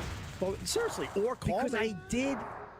Because first of all, you always have a reason like, well, this is why it wasn't that bad. And I did talk to you about it. I did say that to you about the whole thing about not going on his show. And to be honest with you, I wouldn't know what to say to the guy. And to be honest with you, dude, like when you're saying something like that, like Aunt, you know, that tweet you sent out, I knew you would have just said, no, but I meant this because I did know what you meant. And we have talked about it. Like, no, you probably should have called me and said, but you understand why people are spinning this, maybe. Well, how do you not understand it? You're not a dumb guy. How do you not get it? I did see that at that point. When fuck, and maybe I should have said something on the air, maybe. But you know, I'm telling you, it wasn't my intention. And at that point, to allow the personal stuff, the professional stuff. Look, I mean, people don't know behind the scenes. They think that you. I know you went to bat for the guy. I really do. I know that you called them. Dude, they were fucking mad at Anthony for years around here, and I went to bat for him. I understand all that, dude. In my dumb little ways. But by the end of it, we had nothing else to offer. We were done as a radio show, and the chemistry was completely gone. And so for people to say after 20 years that I threw him under the bus is completely ridiculous. He got himself fired. Period. When you say to me, how do I feel him taking shots? And I said, you should have went on this show. Because on a professional level, even if you guys had no personal relationship left, the support for the guy, you know, you're the guy with the gig. I'm the guy with the gig. Like I know we didn't get ourselves fired. I get it, but we got the gig. So right. the man out should have gotten the support from this show, not just in casual asides or mentions, but legitimate support. So you're saying, why is all the hate directed at you? First of all, I get enough of it. Believe me, they don't fucking like me either. Not really. Like, they really don't. Not really. Guys. Justin, hold on. There's two grown-ups talking. I know you're trying to help, but we're discussing something. We're not yelling at each other. I'm not telling the guy to go kill himself. We're discussing it. They do not like what I'm doing. You know, Ant manipulates a lot of the listeners to fucking hate me, right? You know that part of this too. Which is amazing to me because we started out as brothers. We did 20 years together. It didn't even end shitty. We had nothing. We had no chemistry, and we were done offering anything because when he talked, I wasn't listening to him anymore. When I talked, he wasn't listening to me anymore, and it was time to end the fucking thing. And then when he started his show, I honestly have no idea how I would have done the show, knowing where we were at before he even got fired. First of all, I don't know that he's manipulating people. Oh, yeah. I mean, you tell me I need to be a little more self-aware. If you just open your eyes, it's obvious. My eyes are wide open, dude. I'm fairly self-aware. Not 100%, but I've spent my entire adult life. Everyone that's around Anthony has to hate me? Have you figured that one out on your own? And people that I've never met in my life have no fucking relationship with. They all have to fucking hate me to be part of Anthony's thing. That's really strange to me. That is really strange. I would understand if it was someone that I have bad blood with and had a relationship, but I'm talking about guys I've never met. So who hates you that has never met you? Gavin's one of them. He obsessively fucking attacks me. I've never met the fucking guy. Does he attack you on a personal level or professional level? On a professional level. Well, then it's nothing to do with knowing you. He's reciting bullshit that is out there that Anthony had said on his own fucking show. But if people I never met the fucking guy. Why is he obsessively hating on him? Why? I don't know. But I'm asking. But I'm legitimately. That's ridiculous. Maybe he doesn't like you. In all honesty, I've never met the fucking guy. In all honesty, I have met him, and we've never discussed that. Like literally, I don't know. I've had my own weird run-in with Gavin. We talked it out. I called him. We talked for an hour. We argued on the phone. Right. That was my first introduction to Gavin. Right. I don't know. Maybe you should have addressed it. I can't speak to why Gavin doesn't like you. I don't know. I don't care that he doesn't like me, but it's weird when someone you've never met. But why you? To me, to say that Ant manipulated that or. That to me is a little unfair. Like that's. Oh, I mean, come on. There's way more than that. It's obviously manipulates the audience. You have to hate me to listen to Ant's show. It's so fucking obvious. There's a group of them. It's so fucking obvious. So where does that come from? Everybody, is it? There's a group. No, but there's a group of them that hates me, and you get more of it. And I've said you get a lot more of it. I think more people hate me. Huh? A lot of them do more hate you too. More people hate me. Well, they fucking hate your laugh. They do. No, they don't like us, dude. They really do find us. And that's why I think a lot of them are full of shit. Because no matter who comes on the show, no matter who does well on the show, they start to hate. They started hating Dan Soder. They fuck Dan, but then when he does Big J show, they like him. So it's like a lot of times anyone who comes on this show, they start to hate. So you think I don't know that bullshit? But that's not Ant making that happen, dude. And you think they don't hate me because you get more of it? They hate my fucking guts. They hate everybody. Wait till the property They brothers hate come my in. fucking They're gonna stand really up. hate them. They hate my fucking guts. Scheduled. They hate my guts. You don't think they do because you look for stuff about you just I like mean- Jim Norton looks for stuff about himself. I look for stuff about me. I don't really look for stuff though. Well, it pops up. You know, It pops up. of You're course, right. That's But what I'm not. saying. I'm not looking at any of that shit. I mean, maybe when in general. Gavin being like weird with you, like he just feels loyalty to his boss, you know, and it's just Yeah, like but it doesn't. Like started that's before- stupid. It doesn't have to I be know, that. it's That's so- my it's whole so point. It doesn't have to be stupid, that but way. That's how it is with like you We know. started the show as fucking brothers, and after 20 years, we were in a shitty place. Yes, but why? But why not just move the fuck on? Yeah. It Why started. not? When people bring up Anthony in the show in general, you know, maybe sometimes I grip my teeth, but I go, I wish him nothing but the best, and I don't encourage people to fucking not listen. You're to not the him. And I woman don't in encourage- Times Square who was punching him. And I don't encourage. You know, why are they blaming you? You know. Huh? I don't know. I didn't get him fired. Right. You know, he hasn't taken responsibility What for were- any of that what were you shit. He supposed- blames everybody and everything. What were you supposed to He do? knows Not it. have a show? You know. And he knows that management was having some real fucking issues with him. He knows all that. Our agent was being called and all that crap. So it probably shouldn't have been a surprise to him. They didn't like all the racist fucking talk day in and day out. They didn't like a lot of the, you know, that he was taking a lot of fucking sick days. That had nothing to do with me. Nothing. So when he got fired, he shouldn't have been surprised. They were having discussions with him and our agent for a while about stuff. So then to turn around and blame me, that's fucking ridiculous. Take responsibility. You know you were in a weird fucking place. But dude, you're saying something like, they don't hate me, they just hate you. And it's like, are you crazy? They can't fucking make, you get more of it, you do. But I get a lot of fucking hatred from these people. All right. Who feel I'm a disloyal cunt and I'm a fucking piece of shit for being here. You think I don't get that? Like, you don't read my fucking emails or the tweets I get? Like, come on, man. Again, you get more of it. Well, a lot of people feel like, you know, the obvious show is you and Anthony, so why aren't you doing that? I mean, well, first of all, because you guys absolutely still had the chemistry. When me and Anthony were extremely popular, it was because we had amazing fucking chemistry. And then when you came in, we all had amazing chemistry. By the end of the Opie and Anthony show, me and Anthony's chemistry was shit. But you guys still had really good chemistry, and that is out there. A lot of people wonder why you and him aren't doing a show together. It's a real question. I understand that. I understand and then that. I hear you come in here and, you know, it's, you know, my mood and this and that. I wouldn't do that. You wouldn't do what? I wouldn't come into a shitty situation day in and day out. I didn't say it was a shitty situation day in and day out. And you, first of all, yes, you would, because you did for a long time. So don't say you would. Well, that, yeah. Come on. Hold on. I will adjust. I felt trapped, yes. I felt trapped and didn't know what the fuck to do. I started thinking the obvious thing, because there is a fan base to consider, too, that if we would have split the show at the end of that contract, it would have been beautiful for everybody. And I think the company would have went for it. And I say it again, I never officially had a discussion like that with anybody. But in my own dumb head, I was thinking maybe that's the way to go. And then maybe we do a little radio together. Maybe if we only saw each other once in a while, that would be better. And maybe we could handle that. So I was thinking that. But in general, I feel like I come in here in a good mood, and I feel like, you know, we're doing good radio. The last couple weeks have been a little strange. But I don't know. didn't I feel don't know like it was why. strange. I don't know. Well, like you said it. I don't look at you, and you don't look at me. So that Do you isn't that understand? strange? Half the times I come in the morning, I'll say, hey, everybody, and you either don't say anything, and maybe it's your hearing, but literally you don't say anything.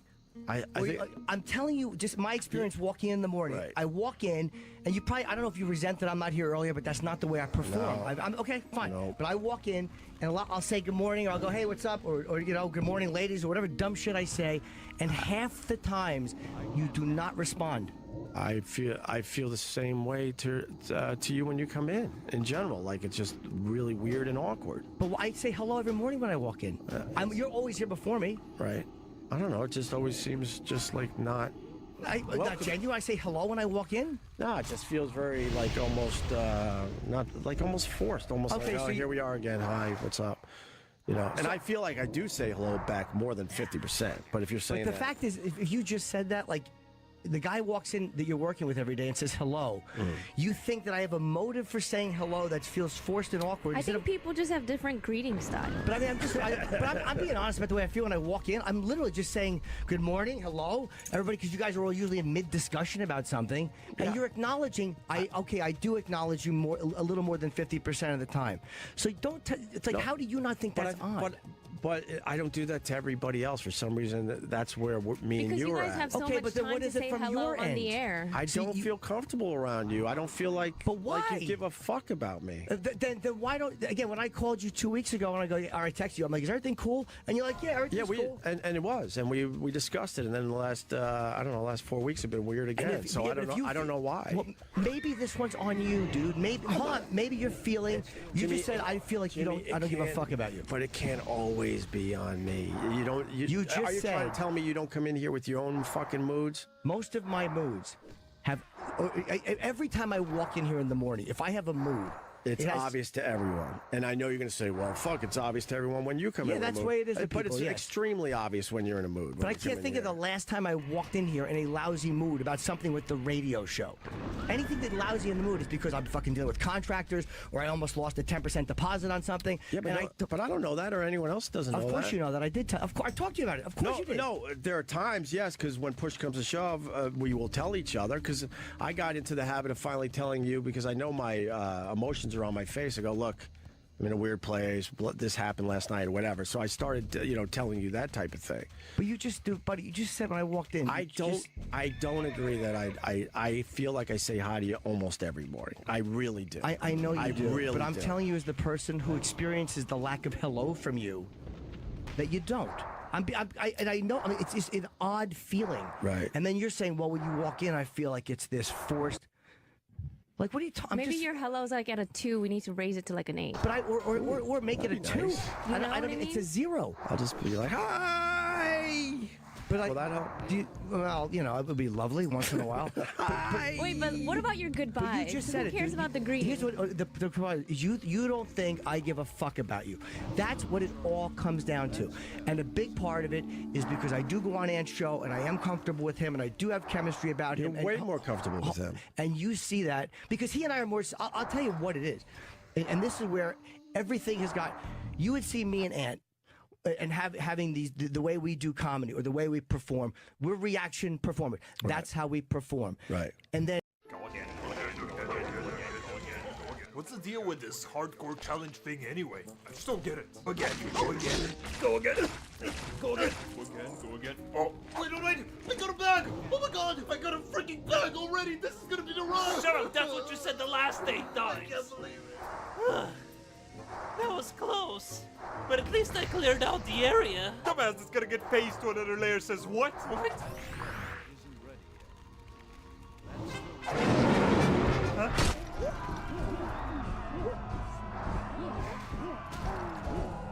I don't think we should go in there, Derek. There's some more mobs outside. Derek? Oh my god! Derek, what are you doing? There's too many mobs, Derek! They're spawning around you, Derek! You gotta run! Derek, don't just stand there, Derek! You're gonna fail the hardcore challenge! You gotta run! I'm gonna try to heal you! No, Derek! Oh no! This hardcore challenge is so easy. I don't know what everyone's so worked up about.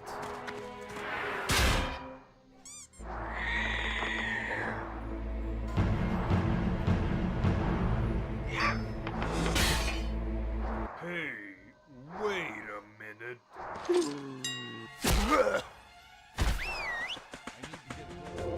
What an idiot! Another one fell for it, boys. That was your pet?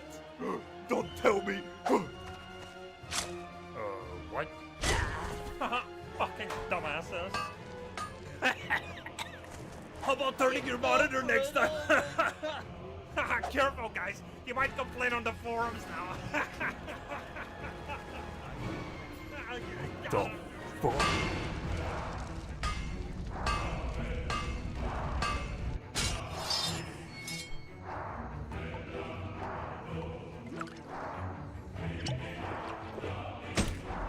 I think it's about time to finally start leveling.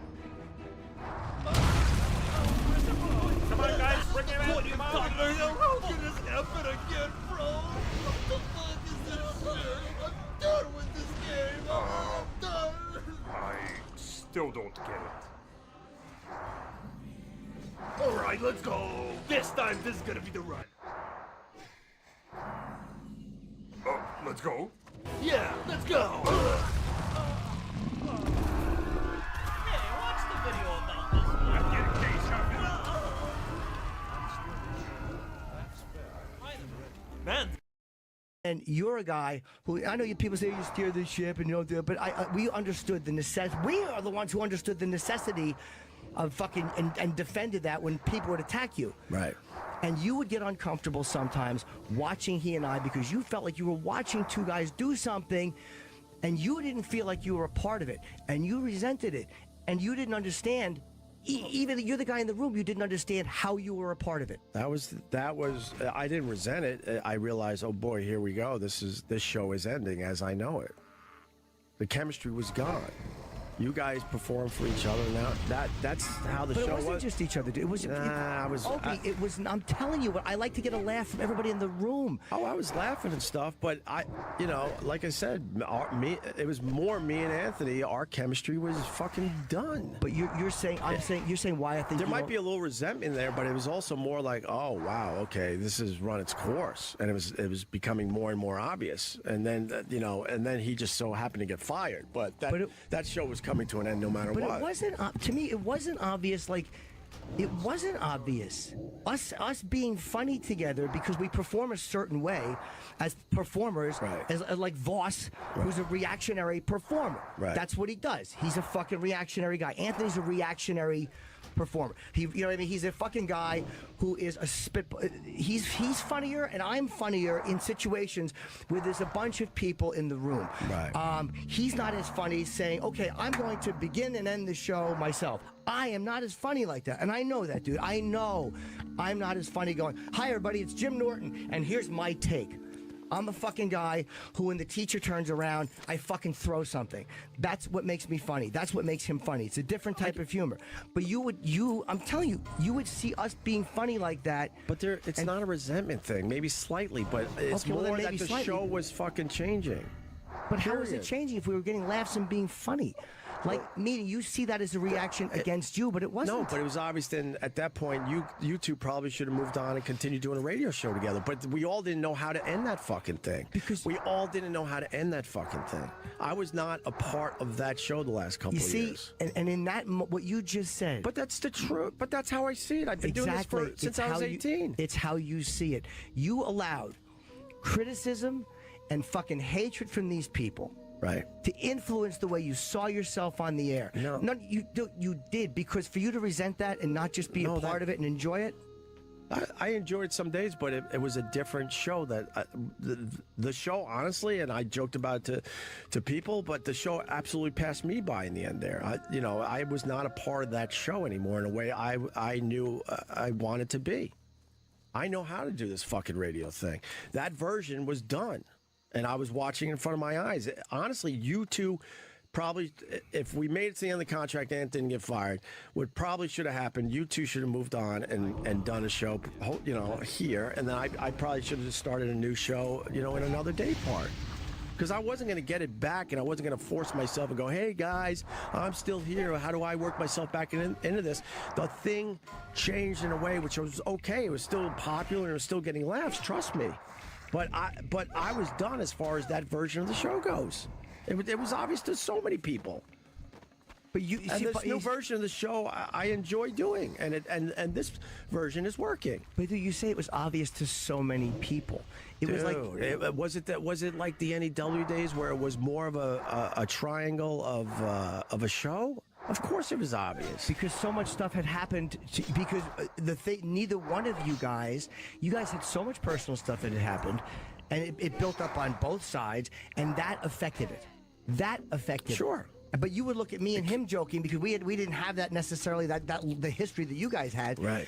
and you would look at it, and I know it would, because I would watch you sometimes, and it was almost like you felt like you weren't a part of it, and you didn't understand. It's like, how is he not realizing? Completely understood. That's what I'm trying to say. But I felt trapped. Like it's obvious I need to move on and do something new and different, because this show and these guys are doing well. The show is successful. They're getting huge laughs.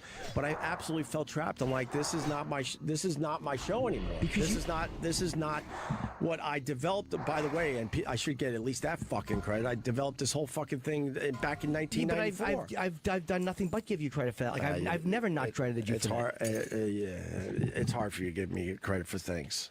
It's hard because the family. What are you talking about? In general, it really is Hard for me to give you credit for things. What do you mean? It's hard, and then to beg for it, you sound like a fucking. Dude, I don't even know what you're talking about. You sound like a fucking lunatic. I don't know what you're talking about. You sound like a lunatic. The day I spilled my guts about the shit Ant did, and you know, and poured my soul out and actually cried, which was beyond embarrassing, which Ant thinks was fake, by the way, which is another ridiculous thing he said. Of course it wasn't, and he fucking knows that too. I've cried on the air. Who cares? But you could barely muster up any support for me that day or stick up for me. Because go listen to the tape. Because you're barely in it. I'll tell you why. You're barely in it. Because that was between you wanted to stay out of the you and him, and that was fair enough. Fair enough. I can only give you my opinion because I was sitting here watching you and him air it out. I felt like I said a couple of things, but I'm like, I'm not going to fight for Anthony here because he's not here to do it, and it's not my place to do it. It's you and him on this one. What you didn't need me to support you, dude. He didn't have me there to support him. It was disappointing considering that we do a radio show together. I wasn't looking for a fuck him type of speech, but it was like you were very quiet actually. Yes, I was purposefully quiet. Extremely quiet. Listening to you and he air your differences. You know why? Because I wasn't asking for a motherfucking, but I was like, wow, could he say something here? He knows a lot of the shit that went on. Maybe he could back up some of this stuff. I do know. Yes. I do know a lot of the shit that went on. I know, not all of it, but I know a good amount of it. Now I'm wrong because I was quiet? Like, what did you want me to do in that moment? That was between you and Ant. Like, I can't sit there. I wasn't on his show going, dude, I'm sorry you got fired and I feel bad about it, and then come in here. I wasn't on his show the day he said that stuff. I happened to be here in the room with you. Like, what did you want me to say? Anything would have been nice, Jimmy, to be honest with you, because we do a radio show together, and me and you have a history as well, so you sit there and go, wow, the guy really isn't going to say anything. Like I said, there's a difference between motherfucking a guy and at least sticking up for some of the points I made. Some of them. You and him airing your differences was what people wanted to hear, not codependent Jimmy jumping in, trying to make everyone feel better. It was you and Ant airing your differences, dude. The fact that I didn't say enough would have been unfair for me to chime in. Dude, I know. It would have sounded like we were ganging up on Anthony. I wasn't going to do that because it wasn't my place to do it. But I'm saying I wasn't looking for a ganging up. I know. Just to support something that I was saying that day. Go listen to the tape. You barely said a word. Barely. Yeah, and it was surprising to me, to be honest with you. And I said it earlier. I know you've been in the middle since day one, so it is and I've said it to you off air as well that it's a strange position for you to be in because you're kind of in the middle. But I was like, fuck, the guy can't say anything here? I'm here every day. Like, do you understand? Like, what is it that you need from people, bro? Like, I'm here every day. Oh, I'm here every day. I don't need anything from you, Jimmy, to be honest with you. Not anymore.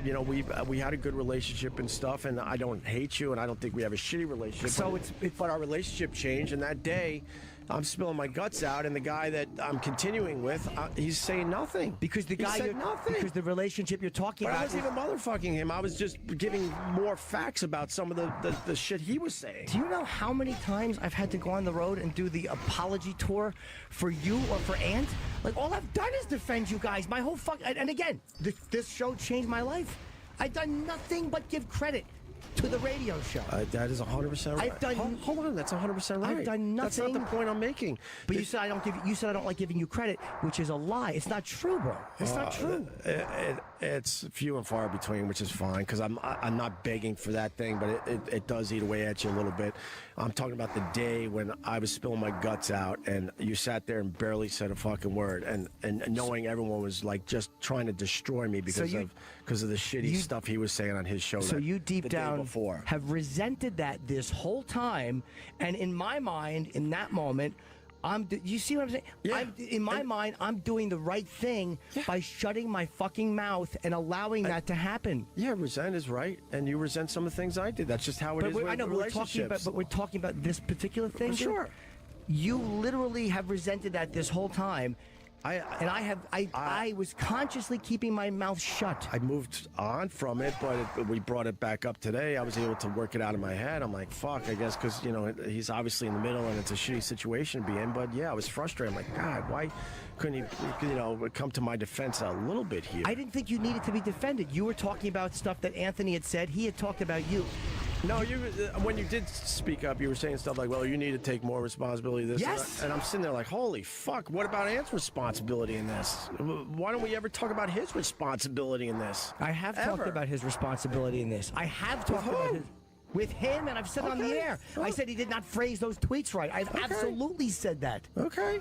I have absolutely said that. But he has a major resentment for me because he got fired. It's ridiculous. I had nothing to do with his firing. I know, and if I've we actually had any type of chemistry left or any type of relationship left, I would have went to bat for him big time, and we did go to bat for him, but it was a whatever effort. But I would have been all in with him, and I would have fucking left this place, period. But I had nowhere to fucking go after Ant got fired. I know we were done. I know our chemistry was done. I know that version of the show was done. So my only option was to stay the fuck here because I do like doing this in the end. Period. Yeah, I know. Period. I understand. Yeah, that. but for some reason these idiots still don't understand. But again, that. I'm not these idiots, dude. Or they don't want to, acknowledge any of this. Because to them, like, he's the underdog. Like, he's the one who got fired, so it's easy to hate on you. That is exactly what. But he knows what is the truth. But you're lumping me in with them. No, I'm lumping in on the day when a lot of this stuff was coming out, and you barely. You backed up any of my points or said anything. It's hard because you guys are like a married couple and Jimmy's like your kid, So it's hard to bring your kid and say, hey, mommy and daddy's having a fight. What do you think? It's hard to put him in the middle. I've never put him in the middle. I didn't say he never put me in the middle. Say it right now, because I need to hear that. You know I never put you in the middle. I don't need to. I've said that from the beginning. I never felt like I was. I said before, I never felt like I was in the middle. I'm a grown man. I love you and I love Anthony. I don't feel like I need to go, hey, Ann, I'm going on Ope's show, or hey, Ope, I'm going to do. I don't grovel like that.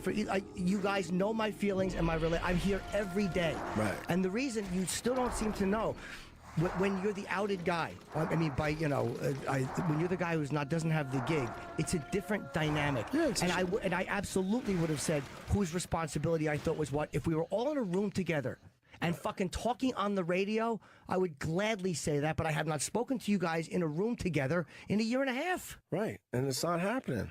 I'm not saying it's happening. That's things done, and he did say right away that if I got fired, he would have continued. Period. Yes, because that's where we were at with our relationship. I understand that. It's just like you guys would have continued if I got fired from K-Rock. I know you stuck up for me, and I've said that. But they were going to fire me at K-Rock, and the show would have continued. And I'm saying this more to the fans who are saying, like, Jimmy, you should have left. Yeah, I sat down with Chiasano about that. I said how ridiculous that was. They wanted me out. He wasn't officially saying he wanted to get rid of you, by the way. He was fishing around a little bit. Yeah, I know he was. Just like I know that. I went to bat like I did a million fucking times for a lot of fucking people around here. I got my fucking faults, but I also got the shit I've fucking done for people. Yeah, I know. It's ridiculous. But you don't hear when people stick up for you. Like, you grab this resentful point, and you don't hear, like, when that whole fucking first cake stomp thing happened, and my entire West Coast fucking trip is and again, I know you would have defended me. My entire West Coast promotion trip is defending that. This is not this most recent bullshit one with these fucking assholes. Like, first of all, for anyone, assholes, it's the fucking fans. I know. The quote, supposed part of it fans. Is. No, it's trust me. Part of it is the fans, and part of it are fans from other shows that hated your guts and hated the show. Oh no, there's some of that, but that is being pushed forward by some old school O&A fans that maybe they never liked me. I don't know. I'd have to sit down. I have no idea, but it's absolutely those guys. And by the way, you know that too. And I'll tell you something. I know I don't know that as well as you think I do. Oh God, you do know that it's. I know they were pushing the agenda. They said they were going to try to October. I know it's part of that. Just moment. But it's a lot of. I think it's a lot of other people as well. Oh yeah, they jumped on. It's everything. We belong to the Power 5. And you know what? These kids have worked their ass off. I'm just so damn proud of them to double down on the moment. You didn't mention Gavin, you didn't mention because I don't want to give him the fucking time of the day. I hate that we brought it up today. But it's a you weird... brought it up, and then you said I don't defend you. You don't bring this stuff up well, ever. You know the guy was taking all sorts of shots at me, and I was like, why is this guy doing this? So, I never met the fucking guy. But what would and if he was a fan of the show or listened to it, maybe he was listening near the end when, everything was not right anymore as far as chemistry goes. No, but with the fan stuff, raw stuff, like, you never mention this stuff on the air.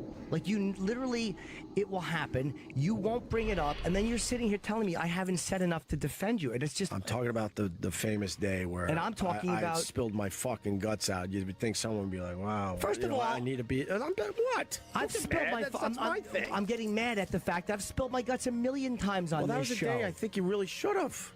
To be honest with you, it was pretty heavy shit. And I've said what I had to say about it. I mean, and I've talked about it. I've been very open about it. In every interview I have done, they have asked me about this. Every interview I've done, I've had to go through the entire explanation about Opie and Anthony and the relationship. Do you know how many times I know you don't listen to my interviews or podcasts. I don't expect you to. But you don't hear the fucking things I've had to say or felt, to defend the show or to defend our position or to defend myself. Doesn't come across my radar a lot, I'll be honest with you. Maybe we should put together a montage of what he said, the nice things that he said about you, and it'll make you cry, probably. No, but the nice things that he said about you. I rarely cry, but I cry once on the air. But the fact that you're looking at that resentful instead of looking at it like, dude, this was a me and meaning you and Ant thing, and like what did you want me to do in that moment? Like, do you understand Probably the answer would be anything. Like, you purposely made sure you were very quiet and silent. Because you were talking openly and honestly. And it was great to hear. And I felt like maybe you're thinking, well, if I say the wrong thing, I don't know how this is going to be spun for me. I'm being serious. I really was thinking, like, why wouldn't he say anything? I'll tell you why. Because you were having an extraordinarily open and honest exchange. It was 15 years of knowing you. I'm like, can the guy say anything today? This would be nice. You were having an open, vulnerable moment about something that you had not talked about publicly. Right. There was nothing for me to say. There was a couple of the things that I watched over the years. I told you the girlfriend thing, like with back, like you didn't seem to see how the resentment that could build up because of that. But I wasn't gonna jump in and fucking say all this stuff. That was between you and him. How about the girlfriend thing? Then every girlfriend you had after that hated me and my wife, and I never had a relationship with any of his fucking girlfriends after that. I know, dude. I don't know any of that. And the first one, Melinda, I did try to make good with that, and we tried to work some shit out, and obviously we didn't. But then moving forward, every girlfriend he got openly would hate me on Twitter in any way they could, and I'm like, I haven't even really hung out with you or met you. This is ridiculous. And then we're doing the radio show together every day. This is complete madness. I know, but I'm not talking about that stuff. I should have stepped the fucking away a long time ago. I'm not talking about that stuff. That's not the stuff I'm talking about. I would meet these girls and go, why the fuck do you hate me? I haven't even met you yet. But that's not what I'm talking about. And if he had a problem with that, he should have, discussed it with me. You're saying you wanted me to speak up that day, and I'm saying there was an open. That was the only thing you said. You were defending him because he wasn't here, and I was raising a point as somebody who's been in this studio for 15 years and seen a lot of what goes on. Right. And he wasn't here. And again, being the guy who got fired. But I wasn't asking for a motherfucking. I know that. Anything. You didn't need me to. Like I said, yeah, I kind of needed you. No, you didn't, dude. You did fine. No, you were open and honest, and you didn't need me to. Jimmy, if you need to know, because we've been friends for a long time, I kind of needed you that day. And I was bummed that you weren't there for me. Oh my God! And I did get over it. But why wouldn't you? We're talking honestly. No, I know that, but I'm shocked that you feel that way. Like, why wouldn't you? Absolutely, I needed you that day. I was here. Like, period. You needed me. Like, what did you need me to do? You were having an open and honest talk. Are you making fun of the fact I said period there? No, you define. Just wondering. Just asking. What? It's a joke. Oh, because you're saying I needed you. No, that's not a joke. I did need you that day. But like, what did you want me to do? I was right here. Honestly, you weren't here. You were here physically. Okay. No, I'm not really, Jimmy. I'm not letting that point go. You don't have a point there. I have a major point. Why? Because you broke down and cried? So what, dude? I've done that on the air before. Oh, no, Big deal. You were sad. It was great. No, that part's okay, but I'm sitting there talking. I'm like hoping that you would add to the conversation or say something, and you barely said anything that day. And yeah, I needed you that day. Because it was and that's between embarrassing you. to say, and you want an open discussion. I do. I needed you that day. So what? As a friend, like, wow, we're going through shit together because we continued the show, and everyone didn't know the shit that was happening behind the scenes. So right away they're like, wow, they're fucking scumbags for moving on without him. And then sorry, I'm losing my fucking thought. And saying you needed me that day. And yeah, because we were going through a lot, continuing without him, and you also knew all the shit that was happening with me and Ann. And I'm like, can't you say anything? And when the mics went off, and I told you that, don't tell me I didn't say anything to you. I told you that was fucking great that you did that. I remember talking to you when the about mics that. are off. Wonderful. How about when the mics are on? It's not a bad thing to say when the mics are on. Because you didn't need it. It was an open thing between you and Anthony. It's embarrassing to say, but I needed you that day, Jimmy. I didn't look at that as me not being there for you. You and your old radio partner having this discussion, which I felt you guys should have had on the air, and I said that from the beginning. And when I said that to you, like, dude, the groundswell of support. Why did we need to have it on the air? Why? Why? We barely talked off the air, and we should have went. I'll be honest. We should have went. That was a wonderful 20 years in general. Yeah, we didn't get along, but we accomplished a lot of shit. So what? Now we're gonna go into this world of fucking hating each other. I really did find that ridiculous. I'm like, why would we do that? I'll tell you why. And I know we aired a lot of shit over the years, but that one was a heavy fucking thing that we should have done off air. Maybe. And I did offer to hold on. Because there was a time I was going to try to get on his show early because I understand what you said earlier about the support and stuff. And he knows this is true. I reached out to him. I said, I don't feel comfortable being on your show because we're in a weird fucking place. I don't know the exact words I said. And I would text him and say, before we do that, maybe we could get a beer or dinner. He laughed that off like it was the most ridiculous thing I've ever said. And I'm like, it's not happening. I'm not going on there cold after all these years and have some shitty hour and a half, 2 hour conversation where we motherfuck each other. I thought after all these years, a beer or dinner to really talk about shit, and then maybe I could go on the show, and then maybe we could talk about some of that stuff that did happen. That was the way I thought it should be done. And he laughed it off like that was the dumbest, stupidest idea. Because and then you say something like to have an honest and open talk, and then you're telling me this whole time, I literally had zero idea that you expected me to do something. Hold on, I'm telling you, that day, you didn't think I did what I should have done. I don't know what you should have done. I just wanted something. I don't know exactly what I was looking for. Well, then maybe you should realize that it's irrational for you to think that I didn't do the right thing. It's irrational. We do the show together. We've known each other for 15 years. You know the shit. You know way more of the shit that we've never talked about that has happened. And I'm spilling my guts out, and you're not really saying a word. Because I was watching you both, and it bummed me out. And I did move on from I know it's got to be because he's in the middle, and it's a bad spot for him to be in. You guys were so both. I did get over it, but I was like, I did really want something from you that day. There was nothing for me to do. And I'm not saying there's nothing emotionally. We're going round and round. Fair enough. There was nothing for me to do. Fair enough. I'm not going to continue arguing. I'm not even arguing with you. I'm not even angry. We're not going to get to a place on this one. I'm telling you, I felt like I really needed you that day. Okay. And you're saying there was nothing for you to do. Then that's how it's got to be. Because I'm telling you why. When you're watching two guys air something that you knew was going to come, because I knew Ann had been making little remarks, and I knew you had been saying things on Twitter.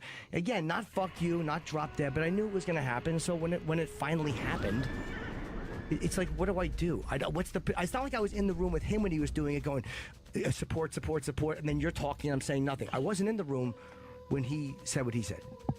Yeah, I get that part of it. So the fact that I was in the room while you were responding, but you're confused because I'm not talking about. You're thinking that. No, I don't think you needed to speak up. So yeah, anything would have been nice. Like, holy fuck, we've been through some shit. I literally didn't feel. We're not going to agree. I know. I'm telling you, I didn't feel like you needed it. You were having an open talk. I'm almost embarrassed to tell you that. Yeah, I did. Yeah, I did. And it was a big disappointment. But we moved past that. We did. No, obviously not. I didn't know about it. It's coming up now, but we did in a way. Absolutely. I was fine, and it was out of my head for the most part. But it came up today because of all this. Yeah. You know. That show was over. I'm not saying it shouldn't have been over. But did I feel left? I don't know if saying I felt left out. I don't know if that's the proper. As a radio guy that's been doing this since I was 18, I'm like, I always knew when. Oh, okay, this is done, and I knew it was done, but not. It was done as far as my participation in it, I guess. I'm not saying the show wasn't still working. It was working in a very different way, which was fine. And the move probably would have been for you guys to move on and continue doing a show together. Well, I feel like we really got somewhere here, you know? But to feel left out, it's ridiculous. I realize, okay, this is not going to work anymore. But you shouldn't have felt left out. That's the point. The point I'm making is I'm saying I saw it differently. I saw something, not a left out, okay, this show is done. It's okay. Because I'm not going to sit here and be desperate like, hey, guys, I feel left out. I'm going to try to figure out how to get back in. No, I was thinking more like, okay, it's time to move on from this version of the show. I'm amazed we made 20 years. No one makes fucking 20 years. Yeah. So, and it should have been, everyone should just fucking moved on all nicely. But for some reason, that can't happen, which is ridiculous after 20 years. But when you say things like, I'm not getting any hatred for being here, like, you have no idea. I guess I think everybody just needs to close their Twitter accounts. No, but I mean, I'm not even crying about it. Like, it stinks. I don't like it. Some of it I guess some of it makes my radar, but not on any level that I think is It's amazing it's amazing how much. Because here's the thing: when you do a radio show, you do know that people aren't going to like you. Period. But so you get that like anyone else does. But mine was just over the top, ridiculous shit, and being blamed for everything. And then this fucking guy I sat next to for 20 years allowed it to happen because he's fucking bitter. But that has nothing to do with me. I didn't get him fired. He allowed it to happen. That's fucking creepy. I think we could just all agree that your fans suck. No, I mean they are in a weird position. Like I'm not talking about the hardcore ones who are scummy, like the ones who are fucking pushing bullshit or having multiple Twitter accounts. I'm not talking about those people. The majority of the fans who even want the show back, it's not going to come back, and I know that, and you know that, and Ant knows that. Right. But I'm saying they're not shitty. A lot of them honestly don't know. They've been put in this position. They're like, well, this show was what it was, and how could this happen? Yeah. And how could they? Like, I understand that they don't. We felt the same thing. We felt the same thing. That show meant pretty much more than anything in the entire world to me. Until I, got married and had kids. It was everything to me. It was my whole fucking world. Yeah, it's downright a bummer that it ended, but it was done. And we made 20 years. We weren't fucking I've said this stuff over and over again. If there was an inkling of chemistry left or a relationship, we would have continued. I would have walked in a second. I would have said bye, because I love doing this. We get paid well to do this, but I just love doing this. It wasn't about the money. It wasn't about that at all. I have enough money. It was like, wow, I can't leave here because we are done. That's the headline. We were done. Yeah, but I would have left it in a second. I'm not questioning why you didn't leave. This is the shit that I have to deal with. I know that, but I'm not. Which is amazing to me because it's like, don't you understand? You heard the same show that I was hearing. The show, the chemistry was done. But this stuff that's been happening in like the last, say, 2 months with all this bullshit with these videos and stuff like that. You don't bring it up on the air, so like I don't know how you would like me to. How would you like me to address it? I've been wanting to say for a long time. What the fans who have done with that video with the K-Stomp trying to get you fired is disgusting. Well, it's disgusting at a weird level to me. Like, hatred of somebody is one thing, but that drove me crazy. What fucking nonsense that was, and how. That wasn't even dirty. It was just like, how the fuck could you guys try to get somebody fired for? Like, that's been annoying me so much. Well, but it hasn't been brought up by you on the air, so I didn't feel like it was my place to bring up something where they were targeting you for. Right. So you would have gotten a tremendous amount of support from me had you just mentioned it on the air, but you didn't. So I didn't feel it was my place. Well, all right. I mean, I'm guilty of this too. Then why don't you call me on that and say, hey, man? I have talked to you about that. Well, yeah, we've talked about that. No, I don't think you said to bring it up on the air. Let's try to work through this. Oh, I didn't. It didn't occur to me to say that. Like, look, for the record, I know you support me on that. Yeah, But maybe you should, maybe, I don't know, maybe you should say, hey, maybe it would be a good one to bring up on the air. Because some of the stuff is not good to bring up on the air. I understand that, but okay, put yourself in my shoes. Right now, what you're saying, like, okay, I didn't feel like you were supportive enough. I would have been 1,000% supportive on this because it was annoying the shit out of me. I told you it annoyed me. It was disgusting. And then, hold on, I support you. I talked to you about it. But then you say to me, why didn't you tell me to bring it up on the air? It's like, come on, what do you want me to do? Like, how much? I said I was guilty of that too. There's things that bother me about you, and I probably should reach out and talk to you about. Like, that's all I'm saying. That didn't bother me. I just didn't. It didn't occur to me like that. It's because it was involving you. Like, that video's once again from 2007. It wasn't just some random homeless guy that we saw and I jumped on his fucking cake. That would be a horrific thing to do to anybody, and the people know that. But they, you know, they got a vendetta against me or whatever the fuck it is, and so they're gonna, like, you know, spin the truth in the whole fucking thing and try to make it something that it absolutely wasn't. They're also throwing it out there like it happened fucking yesterday, which is ridiculous. We knew the fucking guy. Yeah, we knew him very well. We gave him thousands of dollars in our time of knowing the guy. And I'm not saying money makes something go away, but we also, or I did, I felt like I had a relationship with the guy enough where, you know, I could do this for a stupid radio show and everyone would be okay in the end. Yeah, and if I'm wrong for thinking that, that's fine. And I'm also, you know, sorry if it did offend people, but it wasn't just some random fucking guy. I mean, the company actually sat me down. I don't even know if I ever told you this, Eric Logan, that he wanted to know all the facts about that because it was getting ugly at the time back in 2007. And when he found out it was Andrew, a guy we talked to a lot in the area, he's like, oh, okay. And the company was totally cool with it. They got it. They totally got it.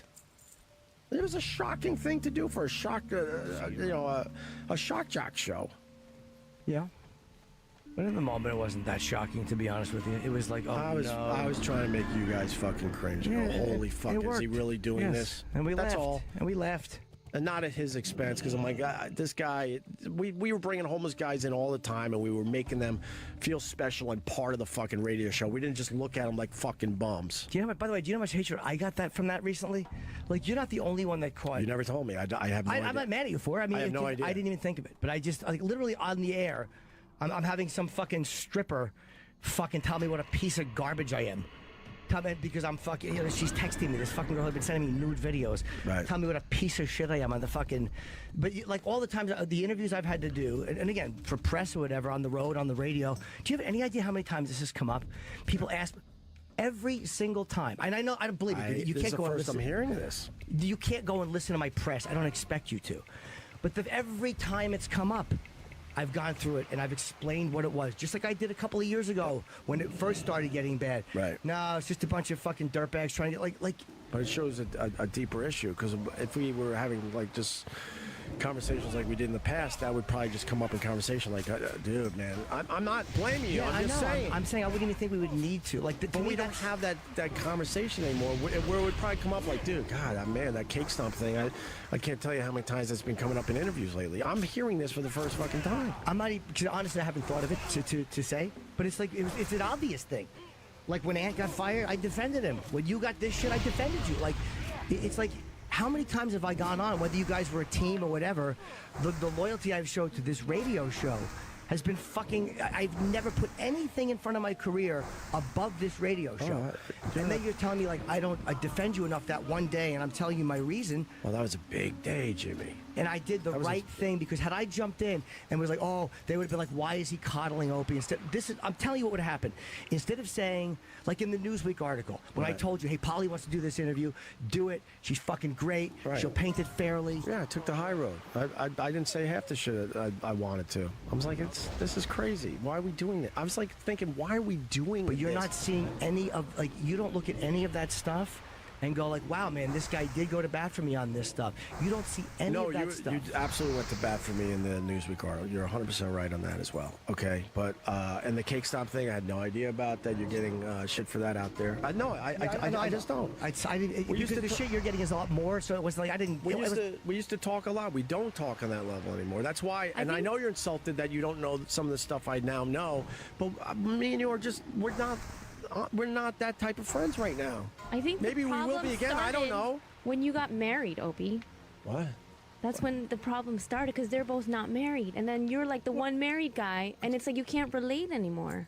No, I can relate to the rest of.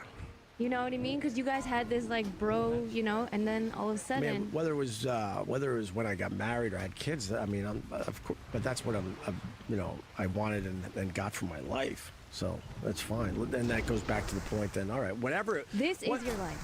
But whatever it was that made things change, that's okay. You know, but the show probably should have ended a year, maybe 2 years before it did. And I'm guilty of that too, because I felt trapped. I didn't know how to. Well, me and Ed weren't talking at all, so I didn't know how to even bring that up. Yeah, I mean, look, I know the shit that was going on. In a perfect world, you guys should have moved on and done a separate show. Period. And I said period again. That'll drive people. It'll make them very happy. And then I would have been fine. I've been doing this since I was 18. I would have reinvented myself and did another show, and I think it would have been. I don't think it would have been as successful as Opie and Anthony, because that was just that was lightning in a bottle, as they say. But I would have been just fine. Period. I would have been just fine. But no one is saying that you. I didn't feel left out. I want to make that point. I didn't. But you maybe slightly as a human being, but it was more like, oh, okay, the writing's on the wall here. But it was almost and it was like, kind of sad, like, okay, this is coming to an end. But a few minutes ago, you did say, like, yeah, I was watching you guys, and I didn't feel like there was a place for me in it. But in the reality it was because you were doubting what your place was. Of course there was a place. To me, it was amazing. You didn't see it. The honest answer is maybe I was doubting my place in that situation, but not doubting my place as far as a broadcaster goes. No, I just mean in the comedic back and forth. I don't mean as a broadcaster. I just mean that the guy's bullshitting. No, that's fine. I was never supposed to be, the funniest man in the room. I was never. I get my laughs, and that's all. I was never supposed to be, the guy getting over the top laughs. I've always enjoyed, the comedy and the laughs in this room, of course. But then why would you feel like weird when me and him were going back and forth? That goes back to the show is now over. I'm not just gonna sit here and it just meant that this show is changing in front of my eyes, and I'm not a part of this like it used to be in the old days, and that's okay. Yeah, so I guess it's a strange feeling. Isn't that a feeling of being left out? Huh? Isn't that kind of a feeling of being left out? To a point, but more like realizing that this version of the show is over. But if it's an important point. Yeah, as a human being, I guess you do feel left out, but I didn't feel a desperation or any of that. I'm like, it was more like, man, this is over. How does this end? That's what I was thinking day in and day out. As we're joking around? No, the show in general. Jimmy, Jesus Christ. I'm asking you. But I said that I'm fully aware that the show was still working. And you were getting big laughs, and we still had a huge audience, and the people were actually the audience was dwindling, but it was going away. But yeah, that part of the show was working. But I knew that the show, as far as my contribution, was ending.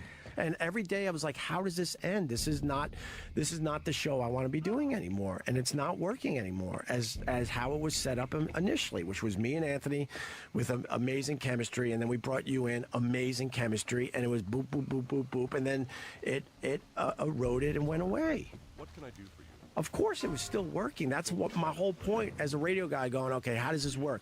Those guys should do a show. I'll go and do a show. Hopefully they'll go for that idea. I never told the guys down the hall that. But that was what I was starting to think. Because to me, it was obvious it was over. Not you guys. And not as a listener, they're still getting their entertainment and their laughs. But I'm like, this is over, and it was kind of sad because I remember back to 1994 when the whole fucking thing came together. So that's really what my thoughts were. Okay.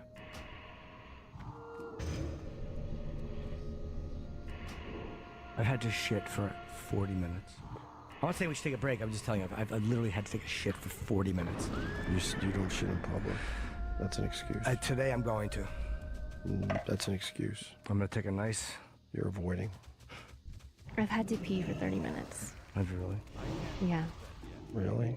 My bladder is pressing up against my uterine lining.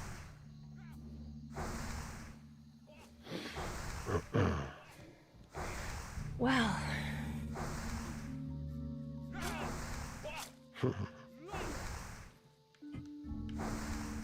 I feel like we got a lot accomplished today. Eric Logan wrote me. Hi, Kenny. Hi, Kenny. How are you? Have you guys seen the new Psy video? I hear it's wonderful. Yeah, let's play it to break. Yeah. Eric Logan, Elo has a... he has a solution. I have the answer. I'll co-host the show. You both are doing great. I don't know who he's talking to because both is 2, not 3. So I don't know who he's referring to there. He means me and you. I'm joking. Oh, okay. Oh, I didn't know. Christ. But then, I do hold get on, my laughs in. But you're getting mad Let's at me. try it. I'm not getting mad at you. Relax. Yeah, all right, 'cause I didn't know you were joking. Even the joking part, relax. I'm joking. Right. Okay. I'm not mad that you didn't get it. All right. But, you know, you have, I guess we both, whatever, dude. I mean, I don't know what the answer is. You know, I mean, I don't know. What do you mean? Meaning, I know the company is probably going to can me after this discussion. Oh, crap. I'm just saying, dude. I've been paranoid about getting fired my whole life. And I know that the last guy was gunning for me, and I'm not crazy about that. Like, I saw it coming to K-Rock. Bladder? No. Tim? Yeah, he wanted me gone. He was in a weird place. Maybe, and I actually liked him. I loved Tim a lot, but he was in a weird place when he came on board. And he never had that discussion with me. No, I'm not saying he did. I just felt it. You know, it's like you feel things, certain questions people ask. So maybe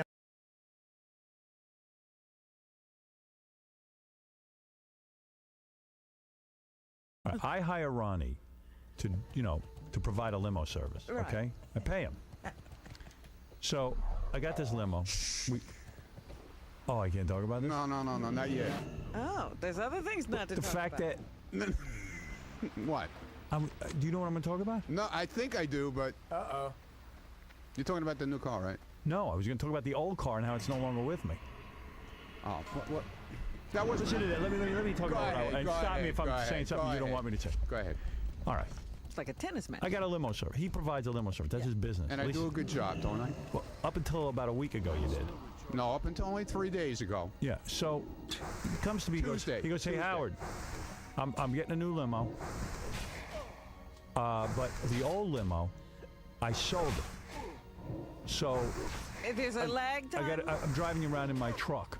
No, So I it's go, not wait, my wait, truck. It's some truck. Okay, wait a second. Wait. Let me tell my story. Listen to this guy. So I go, okay, for a day, I certainly don't mind, but I'm paying for a limo. Right. Okay. So now we're on day 3. I'm still in this truck. Everybody thinks that's the new ride. Yeah, and I'm like, well, where's this limo, the new limo? Well, it's not ready yet. There's a series of problems, blah, blah, blah, blah, blah. I go, yeah, but I'm paying for a limo. And like yesterday, I go out.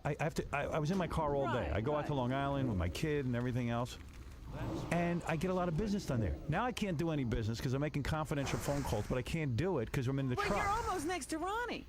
I'm on top of Ronnie. I saw that in one of the news clips. I Yeah. was like, oh, look at where Howard is. Yeah. He's right almost in Ronnie's lap. So now I'm finding Wait a out minute. he's still. So, dude, all of a sudden it's now my problem. No, I didn't say it Why was your just problem. sell the old car? Sell the car you after were you're ready. done. You're not. Why do I have to suffer? Because you sell your car early. What really? You're providing a service. Why did you sell your car early? Why do I have to be involved in this? Why am I sitting in the back of a truck when I had a limo? Plus, your knees were like way up, almost under your chin. Hey, listen, I don't even mind that, but what I do is I get a lot of work done in that car. Yeah. I'm saying, Like, wow, that's so what's your? In other words, it was good for you to get rid of the car quickly. No. He goes, oh, I had to sell the car. It's the right time. No, who it wasn't cares? To go rent a new limo and drive me around in it. Is that a new chair? No. Why am I in that truck? I can't get any business done. I need to put up that privacy wall. I don't have one. I know. Go out and find me a car. It's going to happen. I told you. No, today. Everybody was telling me that was it. That's the new car. I He was like, gets a "You're truck. kidding?" And I don't mind. I didn't listen, get a I'm truck, not a not my snob. truck. I don't mind being in a truck. I need to put up a privacy But you window. know what? He wants I'm in the middle that of the truck. biggest. He's trying to get you used to that truck. Listen so to me. tell the truth.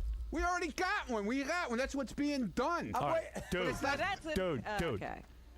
Don't sell your old car till you have the new car. And I know, oh, you're supposed to have the new car. You don't have it. When you have the new car, then put your car up for sale. Would you mind the rickshaw for a few days? Yeah, I got one of those bikes with a seat on the back. And if you can't provide a limo can I ask service, you a question? go rent a limo and drive me around in it. Can I ask you a question? No. There's no. What question could you ask? I came to you and I said to you, would you mind for a couple of days? Could you all you had to do was say no. You said a day. No, I said a couple of days. But if he said no, what was the game plan? Then I wouldn't have got rid of the car. Why do you even bother him with that? He makes me uncomfortable. Yeah, of course how do I make you uncomfortable? Because I don't like telling people no. You don't know that about me? I thought I knew you long enough where I could come to you and ask Ronnie, you a question and get a straight answer. The answer for life is no. Don't bother me with your problems. You could have sold that car any time. You could have sold it once you had your new car and it was operating fully and working well. Then you put it on the market. Or your interim car could have been a limo. Right. Don't tell me your problems. Do I tell you my problems? No. Excuse me? Did I come to tell you I'm leaving regular radio, go to satellite radio? What should I do? Did I say, what should I do, Ron? You weren't allowed to. Right. But you've talked to me about other things, problems. I don't tell you my business problems. I didn't ask you to tell me your business problems. I wouldn't. I don't want to burden you. Listen, I'm paying you for a service. Provide the service. Do we have to get into this now? What kind of brain surgeon sells his car, doesn't have a car now? I have a car. I got a scalpel. That's basically what he did. He sold his scalpel. If you were a surgeon and you go, I'm getting new tools to do brain surgery, I'll sell my old ones quickly because I'm sure the new ones will be here on time. You had to do this on the air, right? Yes. Because I'm not comfortable talking about this stuff off the air. Why? I don't like telling people that they do dumb things to their face. I like doing it on the radio. Thank you. Thank you very, very much. I appreciate that. We're so much better here. Seriously, what kind of guy sells his car before he's got the new one? That's how he makes a living. What do you mean? Oh, that's my problem. I didn't say it was your problem. It's my problem now. Like, if that's the car. And by the way, I don't care what he drives me around in. I just wanted the privacy window so I could talk on the phone without sharing my information with Mike the driver and Ronnie. Yeah. So I'm sitting there going, well, how does this serve me? I would make that phone call, but I can't. Yeah. You're killing me. I'm in the car for 4 hours yesterday. Well, that's when I was thinking, wow, that's a little uncomfortable if you have to be in a long time. I'm sitting there going, I got 900 phone calls. Look at the smirk on your face when you're saying that. Oh, I got 900 phone calls to make that of a very private nature. And it's a busy, busy, busy day. And I go, I can't do it. What if the busiest day you've ever had in your life? In my life. The most important day. And what are you in? His truck. It's not my truck. Well, it's my truck then. You're like Mr. Haney on You don't Green get Acres. it. You don't get it. This is a service business. John, you're on the air. You know, Ronnie, you're really highly unprofessional, Howard. I think you should fire him. Yeah, okay. You drive. He's the king of all media. You're driving him in it's not a question of that. I'm not a snob. I'm just saying, the guy's providing a service. What's the rush to sell the old car? Howard, what I don't understand is why did you hire a midget to be your bodyguard? All right. That's another story. That was Sal anyway. I know the that. point you make is that you use the car for business. Yes. And you've got a lot of business going on. He decides, it's time for him to change cars. He needed to change cars. I didn't realize. No, that's You're just not it. supposed to realize. No, something happened and it doesn't matter, Ron. When you have your new car in hand and you're driving it, then you sell your old car. And if he can't do that, he has to think, all right, what are my clients' needs? And then he has to supply those needs even in the period of time between cars. Let me ask you something. This is the same as if you went to Scores and Lonnie forgot to hire Scores strippers. Right. Oh, Lonnie, where's the strippers? You know what? I can't get this. I got some We're getting them next week. Yeah, they're coming in. You're kidding, but I'm here now. I paid to see strippers. Can we serve you some lobster fra diavolo instead, sir? I got a guy who can dress like a woman. How about that for a little while? Yeah, that's all right. If you went to Scores, had a couple if of you went to drinks. Scores and there were no women there, well, what, would you say Lonnie's a schmuck? The foods are good. No, would you say Lonnie's a schmuck? What would you say? You'd say, hey, Lonnie I can't say anything right now. The general manager is sitting in the other room.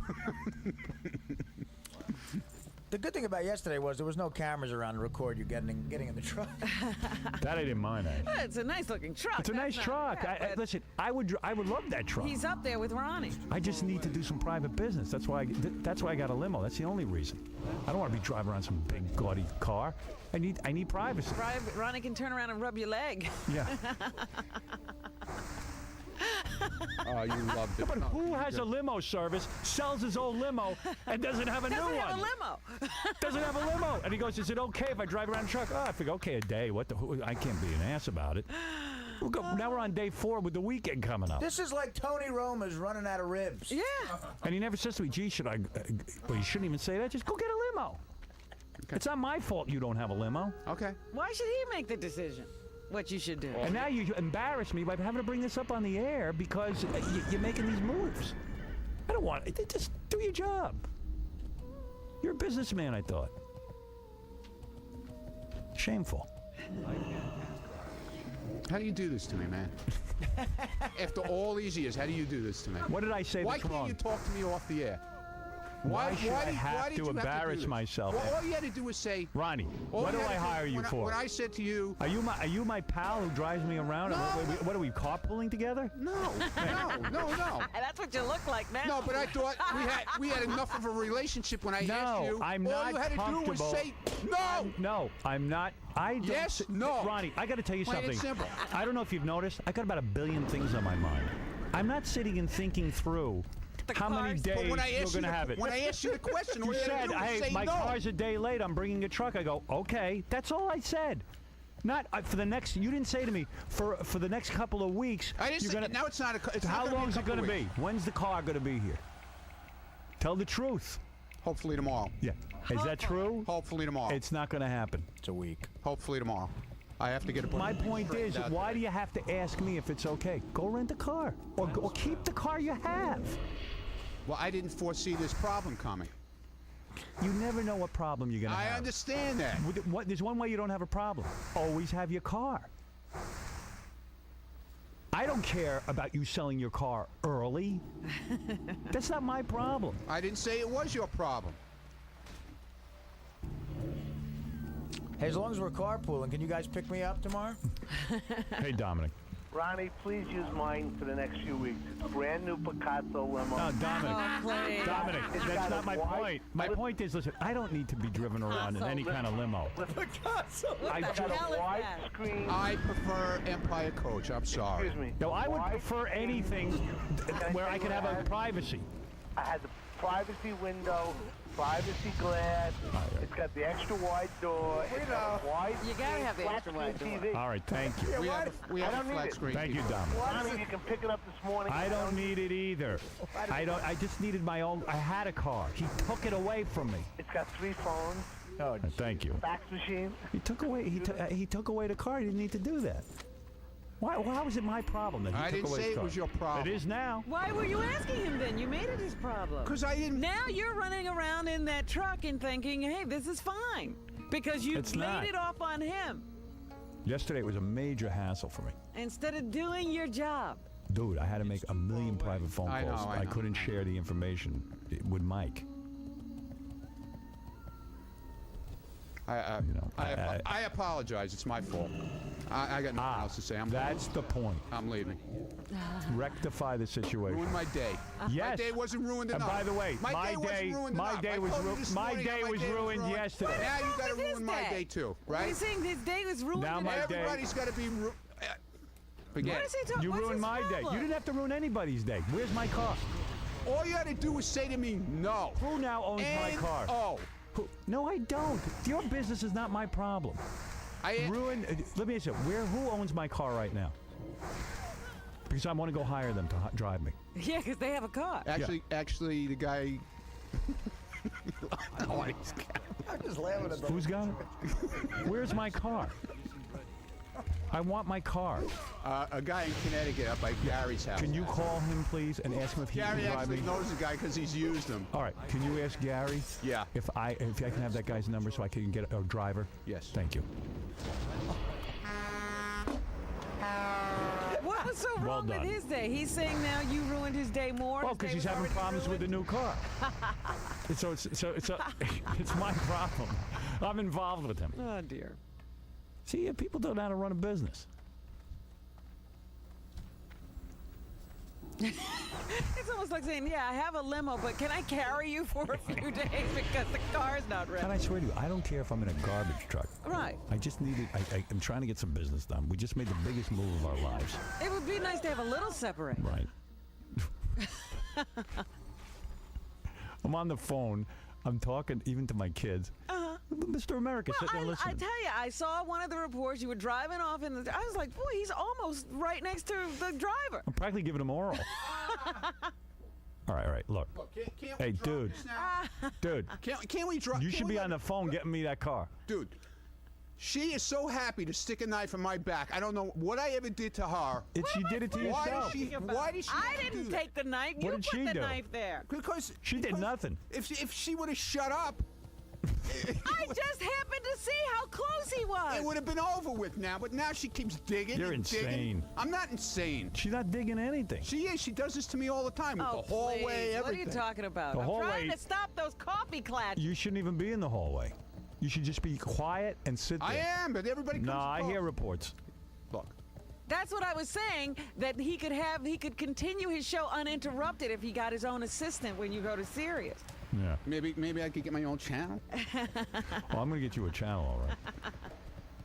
Look, dude, I'm sorry. I apologize. You have no apology. I will rectify the situation Thank you. today. Thank you. Okay? Bye-bye. And now, could you please leave me alone and stop already and go on to something else through carriers here? Thank you. With that chair you sit in, I sold it. We'll have a new one in about a week. Oh, it's there today? Yeah, I don't know what to do about it. What? It's very embarrassing. Oh, what? What? Well, Ronnie said to me, I'm getting a new limo. So I said, oh,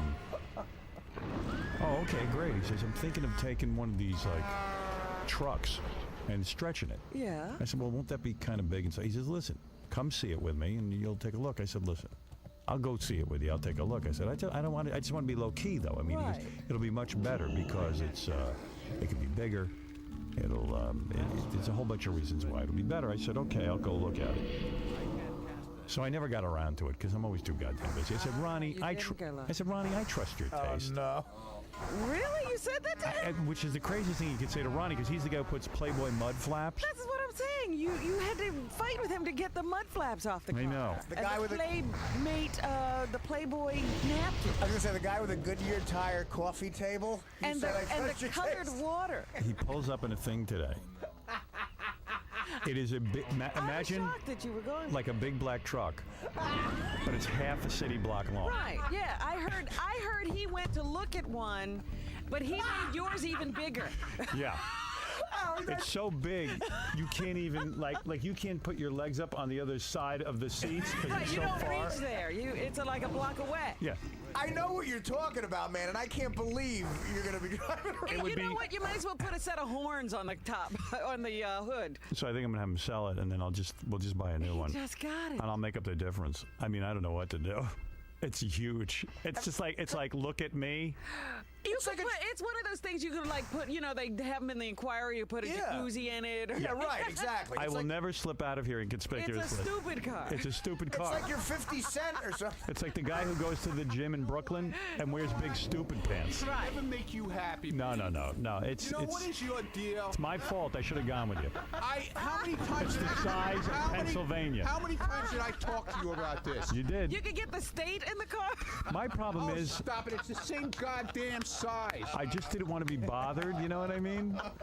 Right. He's got to get his job to get the car. I know, and I just went. What did he say yesterday? Oh, I gotta sit right on top of Mike now. Well, You don't yeah, have to- because you had me in a regular. The same vehicle. No, I'm not even. I can't even see you up there. You got to call him on the phone. You should be happy.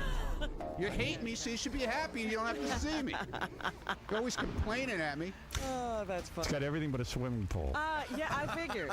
Yeah, it's really. Got his own, golf course. Then he goes, "How do you like the back seat?" I go, "It's so uncomfortable." Well, no, but then he he got said- mad at me. What He said, you didn't "How say do it was you like uncomfortable. the back seat?" No, here's what I said to you. I went, "Gee, You know what?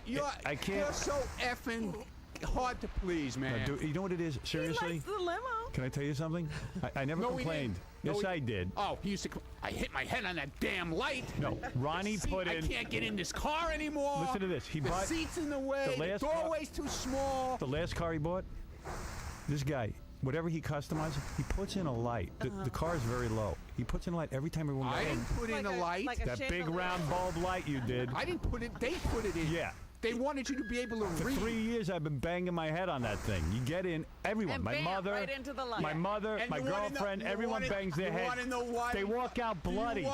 They walk out bloody out of my car. Do you want to know why we finally changed cars and got rid of that light? Why? Because Beth hit her head. Yeah, because that's right. That's not my fault. It's not your fault. You got a big bulb sticking out where people It's not get a in. bulb. It's a. You know, The girl was unconscious for a day, and so was I. I've Why knocked my is head in there. something jutting out of the roof of the car? What a What lame. is your problem? Yeah, I've been in limos. I haven't seen anything in the middle of the roof. Then he of the puts car. it, then he puts in a phone. You can't even see how to dial it. Right. On the last one, I had to make him rip it out. Yeah.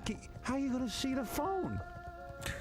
You are such a. So now I You said to gotta got look at these designs. You go, got to. go downstairs and look at that thing in the garage. Oh, I can't wait. It's the size of Rhode Island. It is not. I know what you're talking about. Come on, Robin. Let's go right Yeah, now. I would Go. love to. I'm Go gonna now. I'm Let's gonna go. go. Come on. Go down now. Let's go. Wait, I'll make a commercial break. What? I said I'll take a commercial break. Okay. Then come back. Okay. Wait, I give want me to a go. I reaction. want to go see if it's what I'm thinking of. Yeah, let's go, Artie. Not a party truck, you whitehead. Don't start it with me Whitehead? now. I'm not start one of those party trucks, okay? I'm saying It's a party truck. Like when No, you it's do, not. you know what, Ron? It's like when you do an appearance at a strip club or something. And they is it send big that disco gaudy thing? limo. Yeah. No, it's not. I'm gonna It's look at not. it. Hey, Ronnie, can we I'm gonna paint my look name at on the side?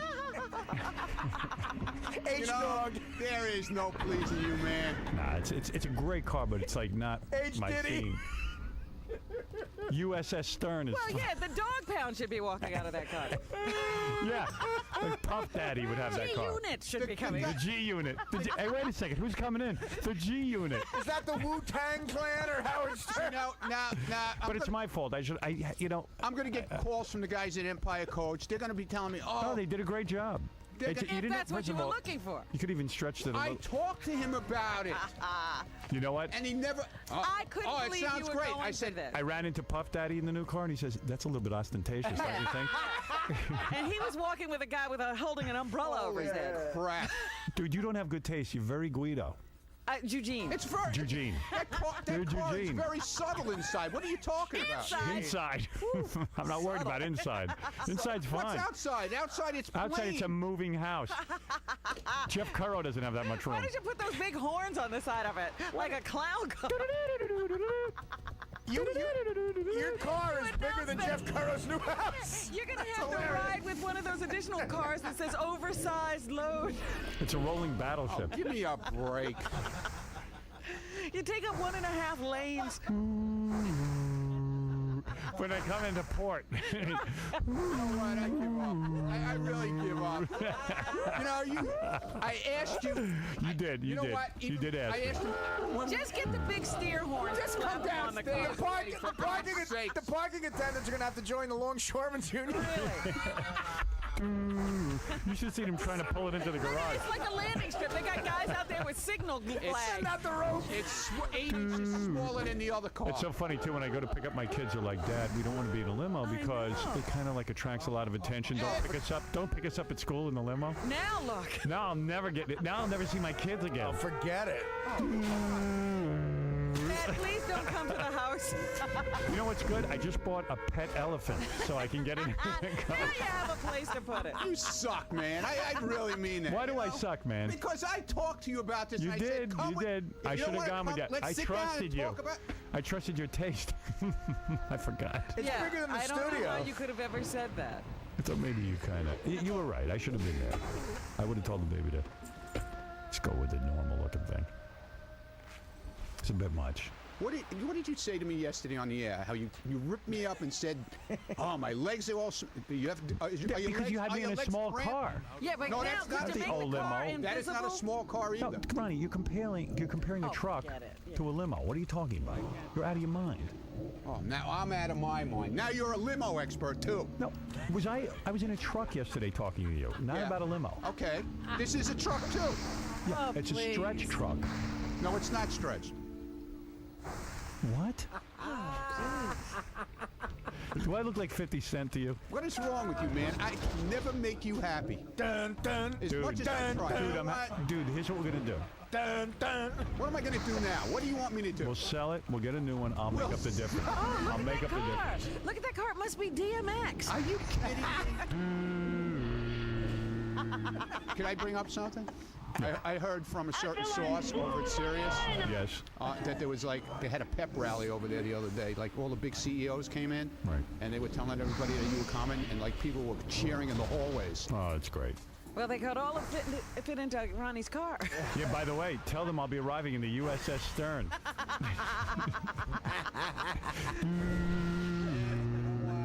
I can't win. Aye, aye. Serious? Throw down your ropes. I can't win. Lottie, could you do me a favor? Could you pick up the Yankees and bring them to the game tonight? Hey, maybe we could buy New Jersey and make a new parking spot for the truck. Hi, mates.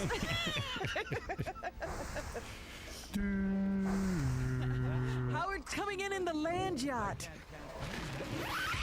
Yeah. Hey, take this song and blast it really loud when I come up through the streets. Does the car bounce? Bounce to this. Yeah. I don't know what to do now, man. You really now. Do I look like this is my song? How am I Joe? You know what? You'll pull into some neighborhoods and get shot at. Yeah. How am I going to go to scores in Fort Lauderdale now? You ruined my whole weekend, man. Seriously. R to the easy. Do I look like Remy Martin? M to the whiz-owl. Yo, yo, yo. Hey, this is a bad ride. This is a bad ride. Yeah. Yo, morning radio. Coming at you.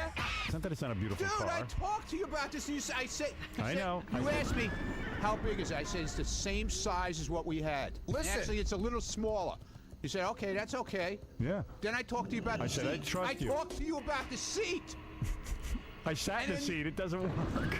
Listen, sell the car. It's the most uncomfortable seat. Sell the car to Little Richard, and we'll... Oh, my God. You go sit back there. I did. Okay. It's like a friggin' It's like sitting in a truck. It's like a love seat. What are you talking love about? Seat. What were you thinking? It's smaller than what I had. Yes, it is. Why would he? Why would I want It's smaller? more comfortable. No, it's not. What do you mean? It's what is wrong? Tell me what is wrong. It's the car. What do you mean it's smaller? The car. The seat is smaller. The car. The seat is bigger. The car looks huge. I told you it was going to be like that. All right, so it's wrong. So we'll fix it. How are we going to fix it? I'm going to sell it. You're going to sell it. And I'll pay you the difference and you can get a new one. Maybe you'll make money. Oh, Mystical just got out of jail. Look at his car. hey, I didn't know he was out of prison. If you're really serious about this, if you're serious about this, then you're coming to the factory with me when they do this. No. Otherwise, I ain't doing it. I don't want to do it. I'm not doing it then. I'm not doing it. I'm not doing it. Just get a regular. Just get a regular limo. Regular. So I don't stick out like a sore thumb. Oh, you got to be joking me. You have to be joking me now. After all I went through for this. What did you go through? A lot. What? Tell me what you went through. A lot through. of aggravation. Trying to make you happy, but obviously that never works. I suggest this makes you happy. Works, man. It made you happy. I like it. I'm not saying I didn't like it. You like driving the truck. I didn't say I didn't like it. You know what you do? You paint BET on the door and sell it to them. Black Entertainment Network. Call the source, see if they need. I got some sisters outside. I got to call. Wait, let's go shopping for bling bling today. Yeah, where's your big name necklace? Hey, Ronnie, on the way home, Howard wants to do a drive-by. Your big Howard necklace with all the diamonds. Hey, Ronnie, where's my giant clock for around my neck and my gold teeth? Yeah. Go down and see this thing. I ruined my whole weekend now, Ronnie, man. give us Why the did you have to tour. do this isn't right. I want to stop over and pick up a Glock. What is it, Joe? Oh, shut up, asswipe. I did, moron. No, he did. I should have gone over and looked at it. His boss just thought he knew what he was talking about. All the jealous people are calling in now. Okay, go ahead. That's right. I ruined everything. Just everything. That's right, everything. All right, wait. You want to see it? Wait, E has a camera on the car right wonderful. now. You don't even have to go downstairs. Go ahead. Go ahead, E. Be careful. Wow! Yeah, what's wrong with it? I love my niggas, but where's my bitches? I love my niggas, but where's my bitches? Run, like, They can all fit in this tell the car. camera to move. Like, take a full-on shot from Where it ends. Look at that! Oh my God! You know what? I thought there was something parked behind you. That's one car. Yeah. Oh, it is. It's exactly that car they Look at put it. in the National Artie, Enquirer look at that. with bedrooms and hot tubs. In. The Springsteen is playing smaller venues. Yeah, guys, a whole band's touring less than that. Look at the size of it. I swear to you, Massive. I thought there was another car behind it. Nothing could get behind You know, the there's a car. garbage dump behind it. Hey, Gary. Oh my God! That's unbelievable. Oh my God! It's the SS Mund. That's not even legal, is it? What is that consuming gas? Captain Mund, ahoy! What do we get? A mile to there? the. What do we get? Like 1 mile to a tank of gas? No, do it. What? 12? 12. Yeah. That's obscene. You know what it Lord. is? That's the thing that the 20 kids rent when they go to the prom. No, it's not, Yeah, Gary, because that's that's, what I thought. nowhere near the size of that one. One? All right? You could get the whole What the hell's class your in there. problem I'm now? saying what it looks like, seriously. If we get any more of a gas shortage, people are gonna roll that car. Yeah, in the people are gonna be. Oh, man. Gee, I can't wait to drive around in that today. I wonder if anyone will notice me. Oh, Hey, my it comes with a crack pipe holder. Wow. I swear to you, I thought it ended there, like You know what? halfway back. This might be as mad as Hey, I've how ever you seen him. doing? What are you gonna do, man? He has no taste. He's pissed. What do you mean? You know you got that Guido sensibility. But he's Jewish. You know, you're I know. ready. You are ready for cribs. Let's go look at the cars. Yeah. Look at that. Yo, this is my stretch. This is my stretch, yo. Well, now we have no choice but to get rid of it because the whole world is going to see it now. Oh, yeah. They were going to see it anyway.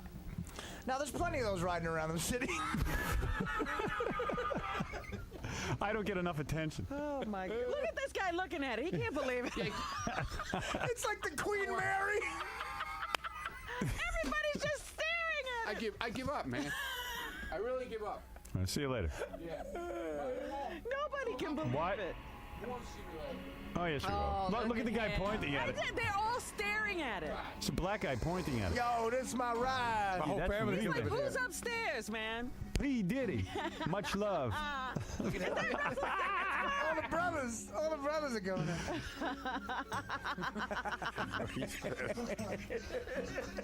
Woo!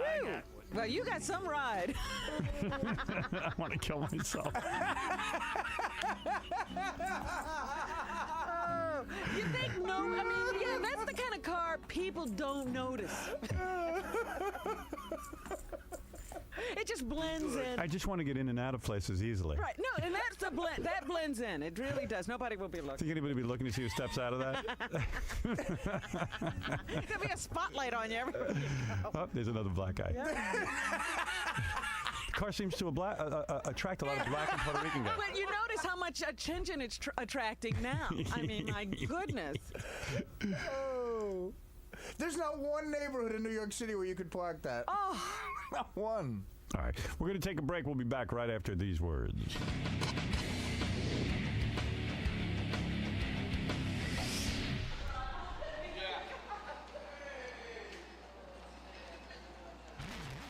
Hey, Ronnie, open the back door!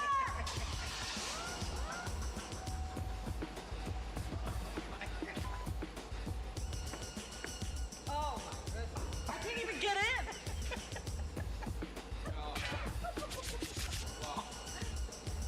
Now, Artie, you sit there.